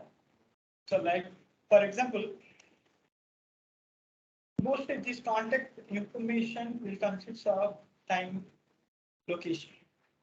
These two things are very, very important. So if you divide the context information, usually these two information will come at the foremost. One is time information, next one is location information. So if you take a temperature data, so what will be the output of your temperature sensor?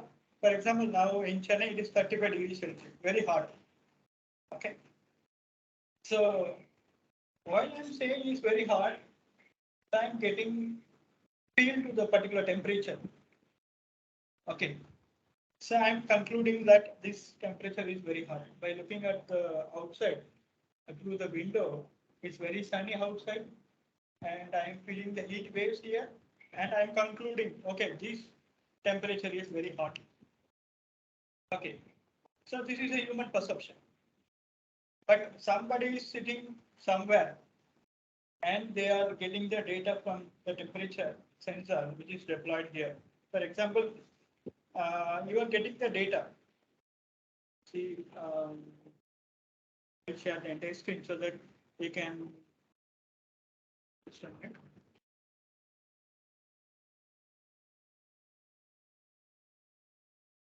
I hope my entire screen is visible. See here,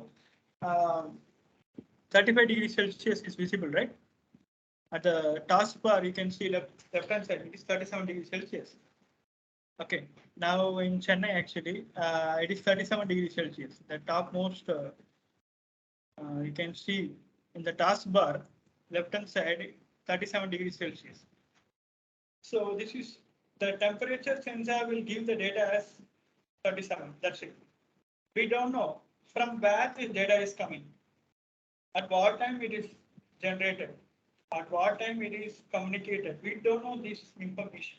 Just we got 37 degrees Celsius. Sometimes we used to get only the number like 37. We don't know whether it is a Celsius, whether it is a Fahrenheit, whether it is a Kelvin also. Okay. We got the data. That data is called raw data. Okay. Only 37.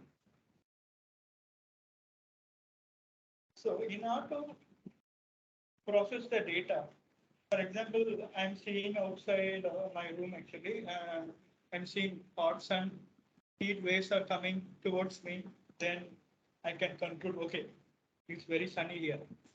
But looking at the data, 37 raw data, 37. Okay, how we are going to conclude? The human perception is different. So I'm feeling the hot sun, and with the help of my human various senses, I'm concluding this particular place is very hot. But looking at the temperature data, I'm sitting somewhere. I'm sitting in my native place, and I'm getting the data from the temperature sensor, which is deployed in the Chennai campus. Okay, it is giving 37. I don't know whether it is a Celsius or Fahrenheit or Kelvin, from where it is coming, at what time it is generated, at what time it is communicated, at what time it has reached my destination. I don't know anything. Just I'm getting the data, raw data as 37. Can I conclude something? Can I get some meaningful information out of this 37 number? No. When you add the context information to this particular raw data, you can conclude something out of it. Like, and go back.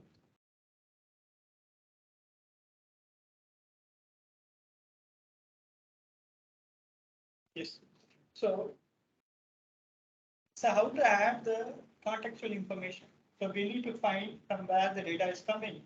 So what is the data source? At what time it is generated? What is the location of the data source? What is the measurement unit? At what time it is generated? At what time it is processed? At what time it is communicated? What time it has reached the destination? Okay. So whether the environmental surroundings has affected the temperature data. So all the things we need to consider. So we need to have this kind of information for a single raw data like circumstances, situation, position, posture, attitude, place, point, surroundings, information, surrounding information, environmental information, location information, dependence information. So with all this data, we are going to conclude. Okay, we are going to extract the meaning out of the raw data. We are going to add all these data. For example, raw data is unprocessed data, which is directly coming from the sensor. Like I retrieved 37. I don't know whether it is present data or past data, from where it is coming. I don't know. Just 37.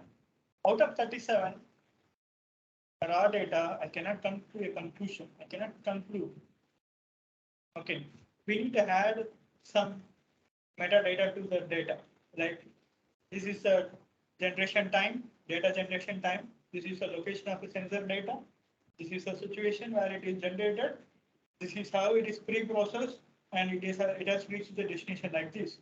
So after adding all the contextual information, so contextual information in the sense, we are going to add the information about the environment, data source, time, location, and all other information, so that we are going to conclude something like at Chennai, at this particular location, at this particular time, temperature is 37 degrees Celsius. Then I can conclude, okay, Chennai is very hot. So this is my conclusion. But when I look at the raw data, 37, I cannot conclude anything about it. Okay, when I add the contextual information, like time information, at 12:15, 12:20, so the temperature is this much, and the measurement unit is Celsius. Okay, this is the location. Chennai is the location. So by looking at the contextual information like time, data source, location, I can conclude, okay, this place is very hot. So this is the conclusion, which is derived with the help of a metadata. Metadata is nothing but here it's a contextual information. At least you require two-dimensional contextual information. One is time and the location. That is very, very important. So here we have seen many contextual information like place, attitude, posture, position, situation. But only thing is you need location and time. That is very, very important. With the help of two contextual information, you can conclude a particular data. Okay. So that is very, very important. Yeah, why I'm talking about context awareness? Why I'm talking about context awareness is a particular IoT system is termed as context awareness if it uses the contextual information to provide the relevant service to the user. For example, you are Googling, you are going to, for example, you are traveling on the way from Madanapalli to Chennai, and somehow you are going to reach Chennai, and you are nearing Chennai. Okay, in your mobile phone, you are searching it, restaurants near me. With respect to the particular current location, you will be getting the list of suggestion. So with respect to the context, okay, and with respect to the particular location and the time, it is going to give, for example, night time if you are coming means, it is going to give the suggestion as it is going to close by 10 p.m. Okay, with respect to the location, current location, it is giving the service. With respect to the current time, you are searching the list of hotels, list of restaurants near you. Okay, and it is going to give the results with respect to the context. Context in the sense, it is going to give the results with respect to your current location and current time. Okay, so location is Chennai and time is, for example, 9:30. So the results will be, it is going to list out the restaurants nearby Chennai and with respect to the current time, if a restaurant closes by 10 p.m., it is going to give a suggestion as close very soon. Okay. So with respect to the location, with respect to the time, it is going to give a service. If IoT almost all the IoT systems are going to be a context awareness. Okay, it is going to consider the contextual information in order to provide the service to the user. So it is going to do some automation by considering the contextual information. Okay, so I tell you an example. You are leaving your office. For example, you are working for a concern, and you are a bit far away from your home. Okay, you are leaving the office from. You are leaving from your office around 5 o'clock, 5 p.m. in the evening, and you will be reaching your home by 5:30 or 5:45. Depends on the current traffic. Okay, so once you leave your office, automatically your smartphone will get the information. Okay, the occupier, I mean the particular person, user has left the office room. Okay, it is going to get the current traffic information, and it is going to predict the user arrival based on the time has left the office and the current traffic condition. Based on the current traffic condition, it is going to estimate that at this particular time it is going to arrive. Okay, so when you are booking your Ola or Uber, okay, so based on the current traffic condition, it is going to estimate the destination reaching point. So at this particular, it is going to take 20 minutes of time. How they are calculating with respect to the time and the current location information. So there comes the context awareness. Okay, so the context awareness is very, very important. If you take any kind of application, if you go for online booking of your food, online booking of your cab or something, like context awareness is very, very important. So when you leave the office at 5 o'clock, your smart home will predict your user arrival based on the current traffic condition, and it is going to switch on the thermostat automatically. So when you reach your home by 5:45, the hot water will be ready for you. So this is how the context awareness will work in the smart spaces. So that's why I have a slide here about the context awareness. Okay, so it is going to play a major role in the IoT services. So the relevance of your service depends on the user preference. For example, I prefer to have this much of temperature for my hot water. So there will be preference for each and every user. When I leave the office, with respect to my preference, my smart home will switch on the thermostat in order to reduce the energy consumption. Okay, it will fix my personalized preference. So, for example, 10 degrees Celsius, hot water is okay for me. For the namesake, I'm telling I'm not sure about the temperature of water and all. For namesake, I'm telling 10 degrees Celsius of water. That much hot water is okay for me. That is my preference. Okay, so based on the traffic condition, it is going to switch on the thermostat. Once I reach the home, at the particular temperature, the hot water should be ready. So this is a kind of automation we require. So for this kind of automation, we need the context awareness. We need to know the location information. We need to know the situation, current situation of traffic condition, and we need to know about the timing also. So these are all very, very important things when you have IoT services. So that's why we have a context awareness here. Yeah. And I'll tell you one more example. So when you are visiting the supermarket, as we discussed the refrigerator, smart refrigerator in the session 1. So when you enter the supermarket, your smart refrigerator should find out. So what are the items are missing out in the refrigerator? Okay, and it should give a data. It should give a message to you to your mobile phone. Like, so these trays are empty. These are, for example, eggs are very less for your breakfast. So buy some eggs. Okay, so some kind of suggestion need to be given for your shopping list based on the current quantity of your food items which are kept inside the refrigerator. So for giving a suggestion, your smart refrigerator should know your context awareness. So at the time and the location of the user, you should know, you should identify, okay, user is entering into the supermarket. So at this particular time, the smart refrigerator should give the suggested items. So these are going to be the shopping list for you when you're entering this, when you're entering the supermarket. Okay, these are all the things which are required for your breakfast, which are required for your dinner. So please buy, or you may give a suggestion like this. Okay, so which means that your mobile phone should be connected to your refrigerator, and your refrigerator, smart refrigerator, should be should be context awareness. Okay, so the user is entering into the supermarket, and you should give the current items list, and you should suggest the items for the shop. So this way you are going to present the context to the IoT devices and the user. So based on the context, it should give the service.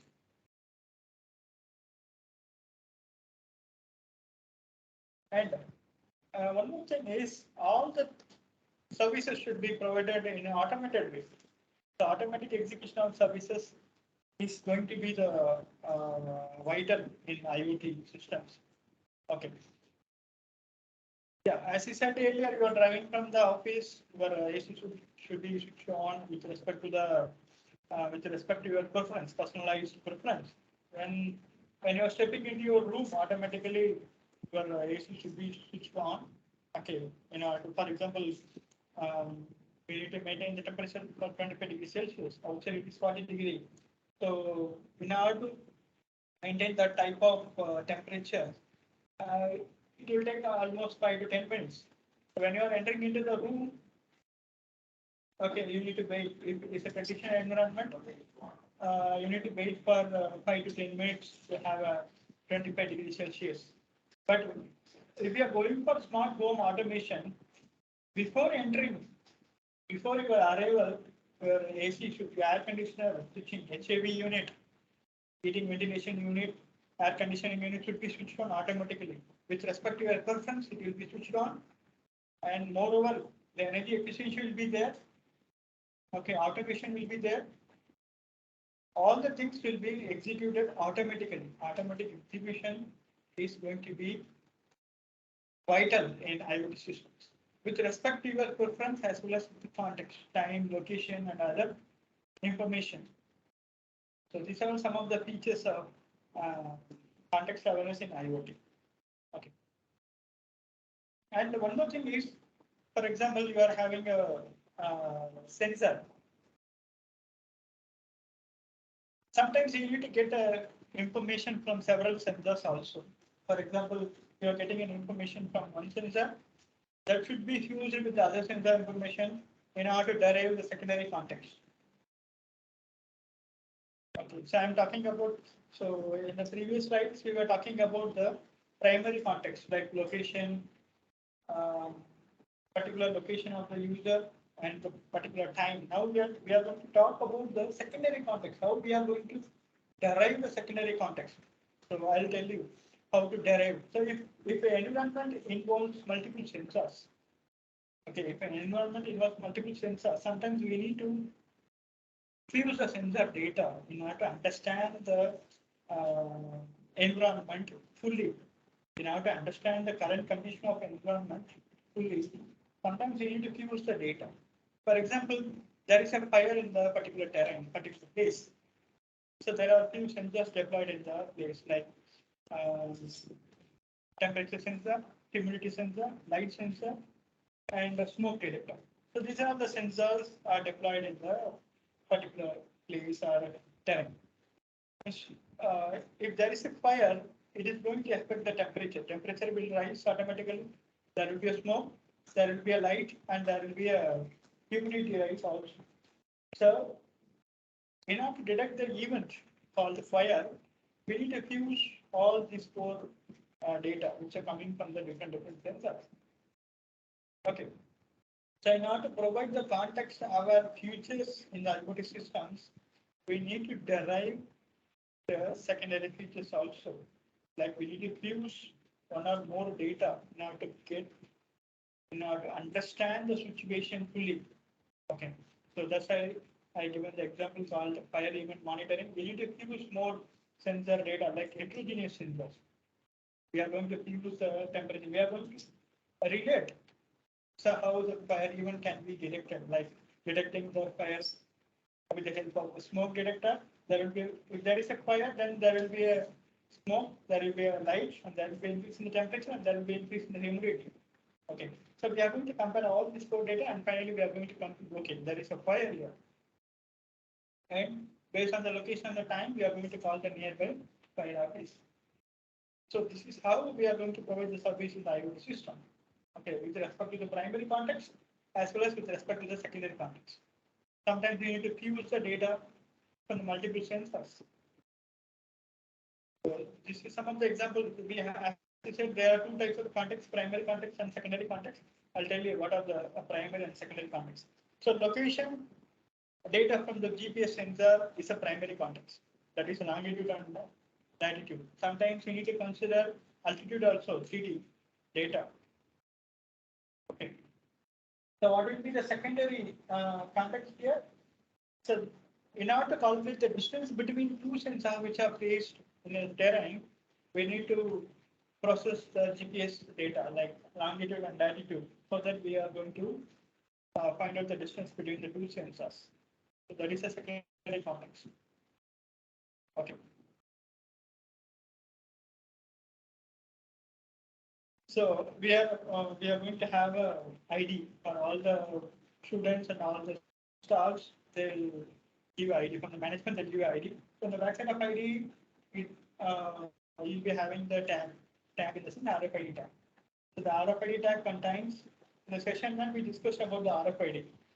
So it is going to have some hidden data. So to the human eye, there will be a barcode.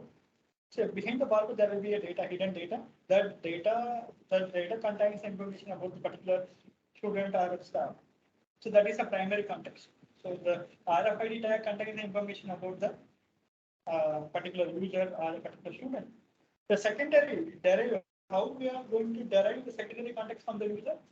So we are going to retrieve the, with the help of a name, we are going to retrieve the friend list of the Facebook profile or Instagram profile, and we are going to retrieve some of its personalized details like what he prefer, what she prefer, and what will be the favorite item to buy.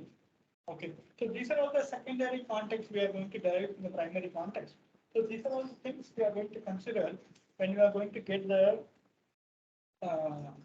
IoT services.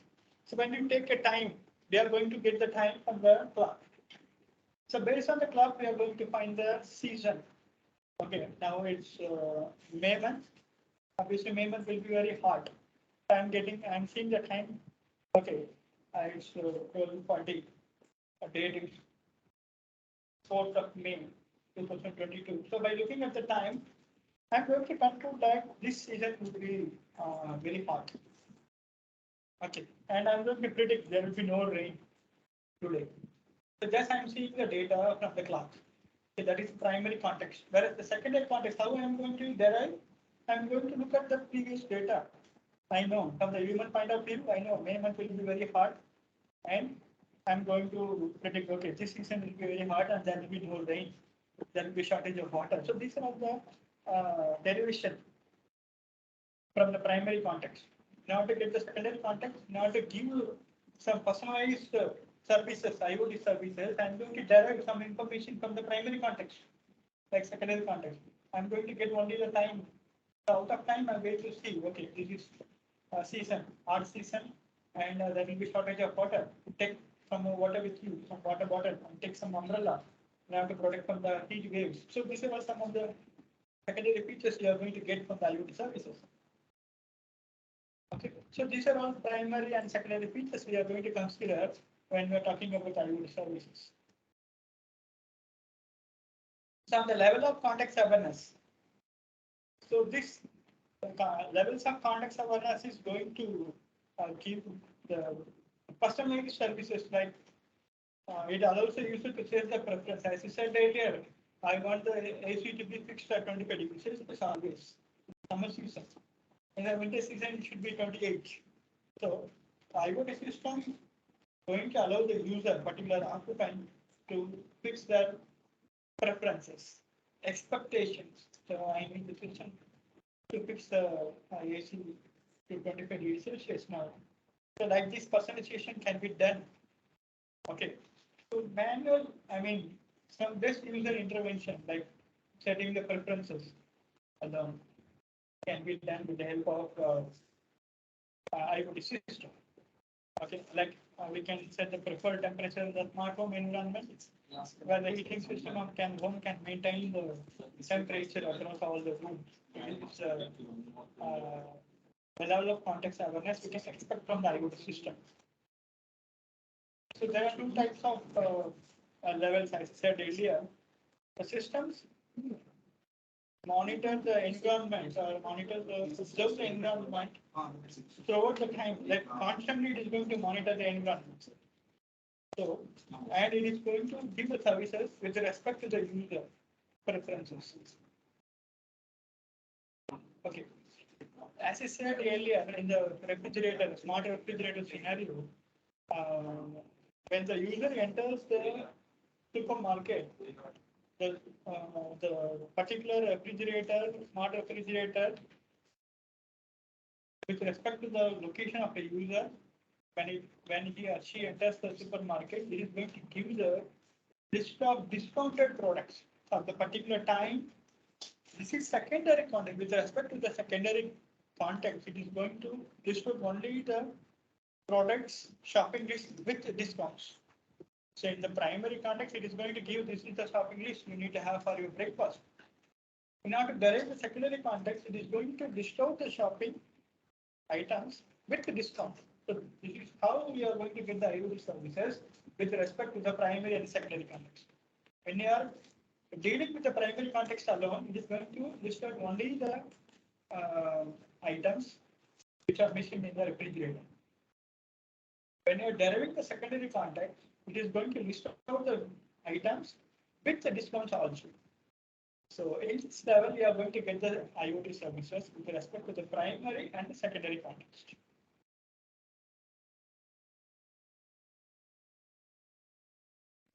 So in the previous slide, we discussed about the passive. Okay, passive one means it is going to give the suggestion to the user. User will take action. It is going to give a suggestion like these are all the items with the discounts. So it is going to let the user to take a decision based on the suggestion list. Whereas in the active context awareness, the system will take a decision by itself. There is no user intervention. As I said earlier, there will be less user intervention in IoT services. Sometimes system will itself will take a decision without user intervention. Okay, this is called active. Active means there won't be any human involvement. Automatically, it is going to take a decision. When there is a fire, it will call the fire office automatically. If he waits for user to give the call, by the time everything will be finished. So sometimes we require the active IoT service. Sometimes we need a passive IoT service. If you are entering the supermarket, it is letting the user. So these are all the list with the discounts. It is going to give. This is a discount list. You choose among the discounted list with respect to your preference. Whereas if there is any fire, automatically when fire is detected, within a second, it is going to call the fire office and it is going to give the detail. If he waits for the user to make the call, okay, by the time the user is making the call, everything will be finished in the fire. So sometimes we require the active IoT service by using active context awareness. Sometimes we need a passive context awareness in the IoT service. So these are the two types of context awareness in the IoT.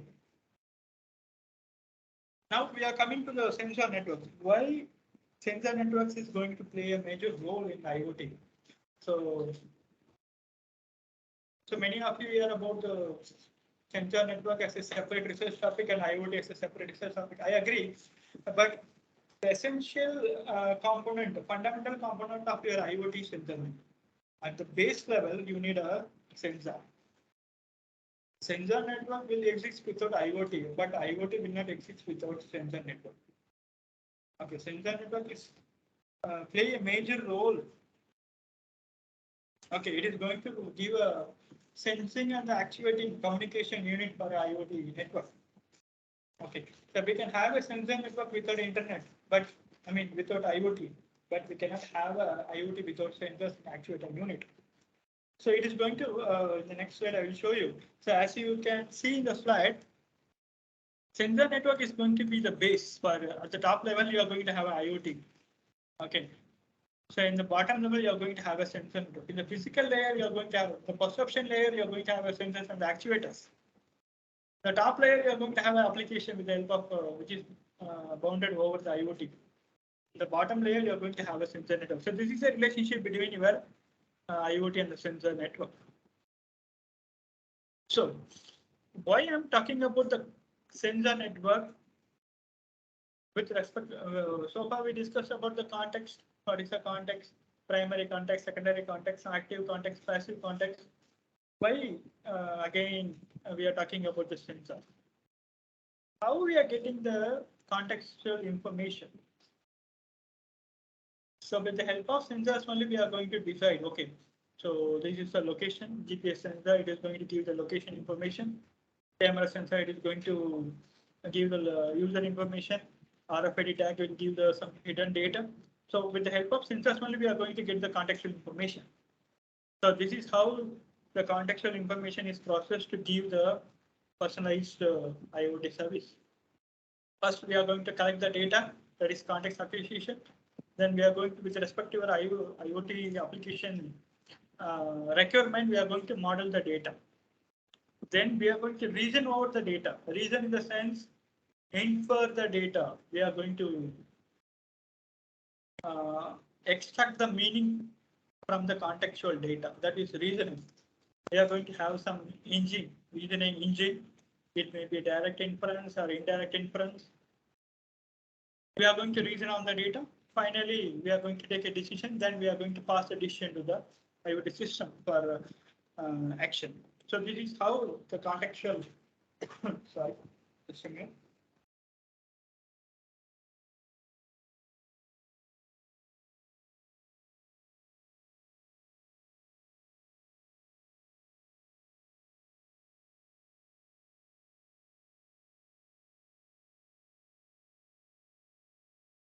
So this is how we are going to have the context awareness in the IoT system. So these are the life cycle. We are going to activate the context first, through sensors and actuators. Okay. Then we are going to model with respect to the IoT application requirement. So model this. What do you mean by data modeling? Here we are going to model the context. Basically, it is a sensor data, location information, time information, everything we are going to get with respect to the context. Okay. Then we are going to reason on the data. We are going to model it with respect to the application requirement. Then we are going to reason it. Finally, we are going to decide based on the data. The decision will be given as input to the IoT system in order to provide the service. Okay. Now comes the smart spaces. So the smart spaces, everybody smart, everybody is talking about the smart. It's a buzzword in the current scenario. Okay, if you go to government policies, they are talking about the smart cities. If you go to any schools or school campus or college campus, everybody is talking about the smart classroom. If you go to any construction real estate, they are talking about the smart homes. The smart is a buzzword in the current scenario. So what do you mean by smart space? The smart space concept is something which is related to the pervasive computing. Okay, we are going to embed the sensor technology. Okay, almost which is invisible to the human eye. That is going to perform some computation based on our preferences, and it is going to automate the process without the human intervention. Which is related to this smart space is related to the concept of pervasive computing. Pervasive computing is invisible computing. Okay, with respect to the context, with respect to the user preference, it is going to perform some computing in invisible manner. Okay.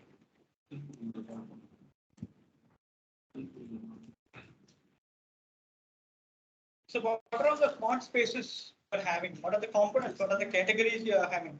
So as I said, we have a smart city, we have a smart environment, we have smart enterprises, we have smart wearables, we have smart home. So these are some of the categories of smart spaces.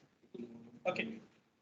So I have listed out some of the existing smart spaces scenario, existing in the sense real-time smart spaces scenario with respect to a taxonomy classification.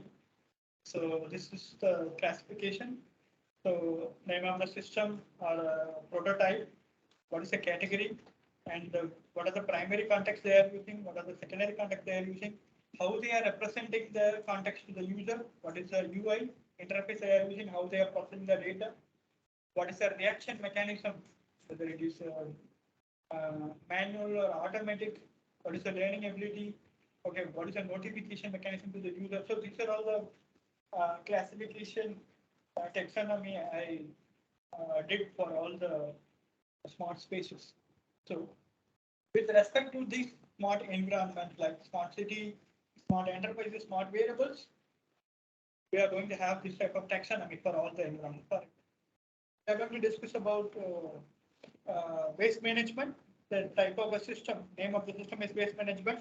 So you can see in the URL website enevo.com. So what is the category? It is coming under smart city. Under smart city category, this particular smart space is coming. That is waste management. What is the primary context they are using? What is the secondary context they are using?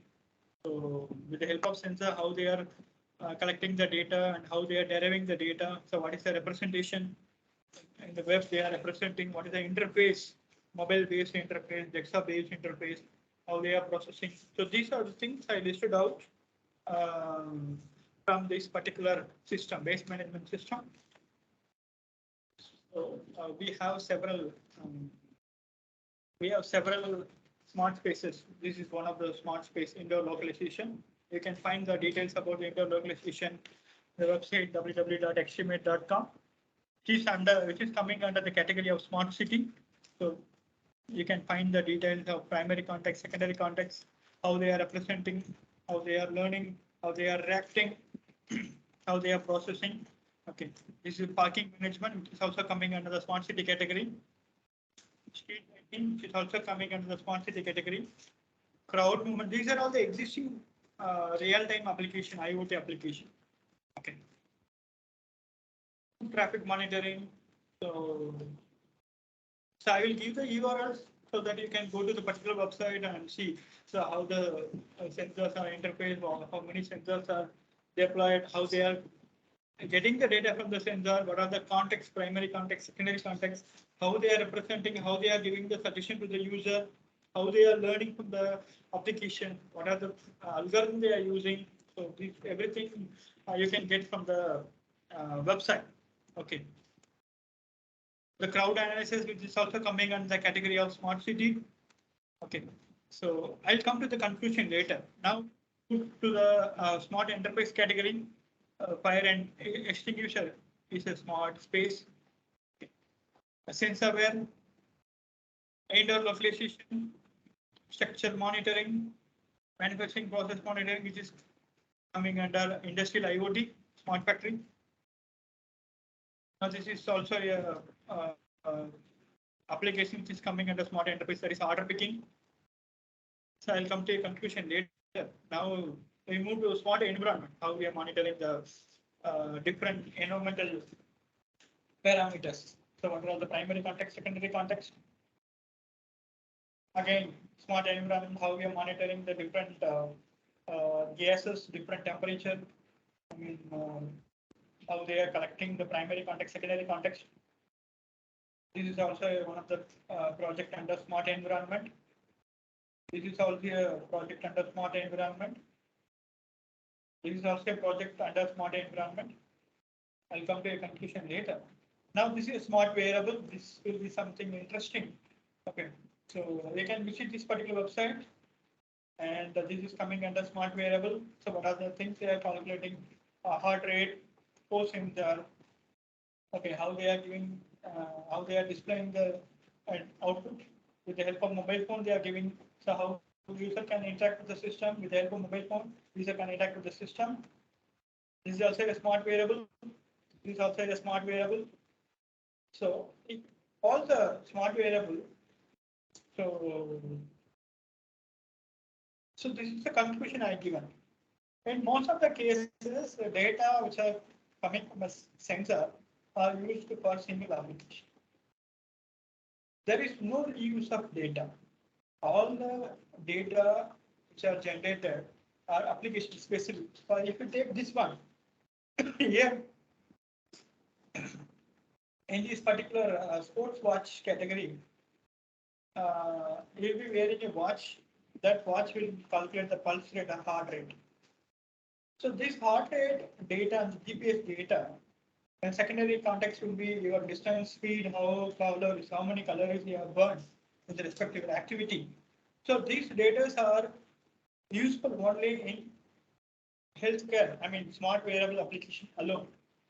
So there will be a no reuse of data. All the data which are generated in the smart wearable are application specific. There is no reuse of data. So what I'm coming to say is most of the cases, the smart city, smart enterprises, smart home, the sensor data are used for a single application. There is no interaction between different applications. Like we can make the smart home will talk to a smart healthcare unit. We can make the smart enterprise will talk to a smart city. So all the data are application specific. There is no interaction between two different systems. Okay. All the data which are coming from the sensors are used for single application alone. Okay, so this is my conclusion actually. So after going through all the smart spaces applications, what I'm coming to say is all the data which are coming from the sensors are used for single application, which means that all are application specific. There is no reuse of data, and there is a limited support for representing the information across various technologies. Like a single temperature data can be represented as Kelvin, can be represented as Celsius, can be represented as Fahrenheit also. There is no uniformity followed throughout the applications. Sometimes if you go to some country, they will follow their own representation. If you go to India, they will follow Celsius. Sometimes they will follow Fahrenheit. If you go to US, they will follow their own representation. There is a limit support for uniform representation of data, especially the sensor data. Okay, there is a limited support for capturing the time information as well as the location information.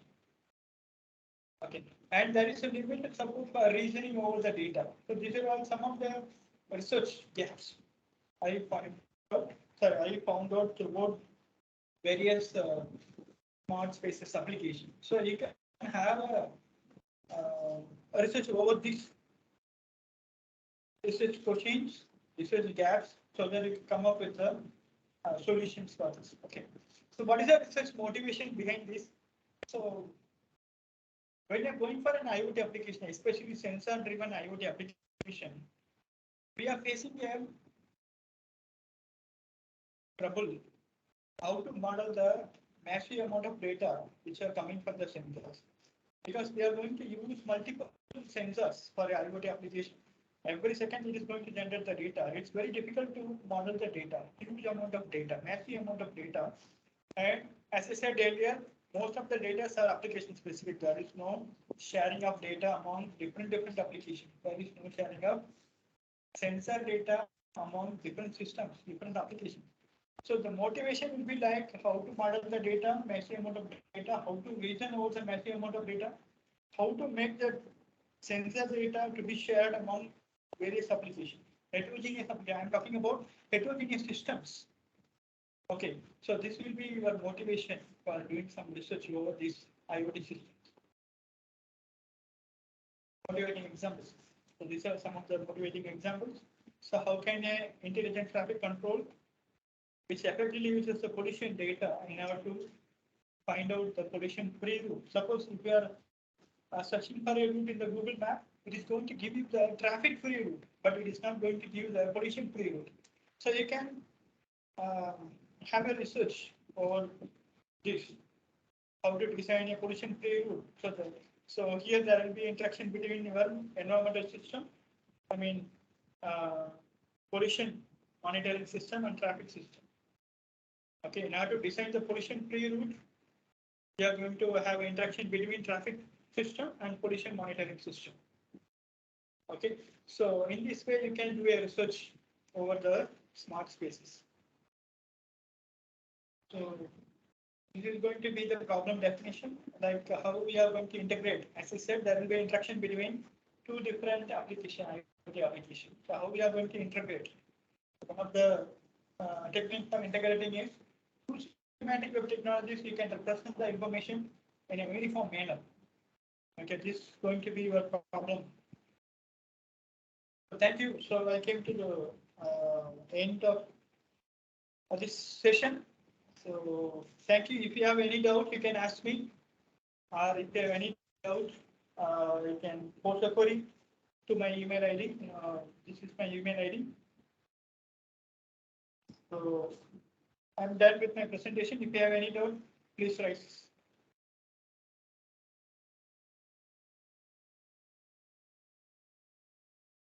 Okay, sir. Sir, have you completed the presentation, sir? Yes, sir. Yes, sir. I'm done with the Yeah, presentation. yeah, okay, okay. Thank you, sir. Thank you, thank you.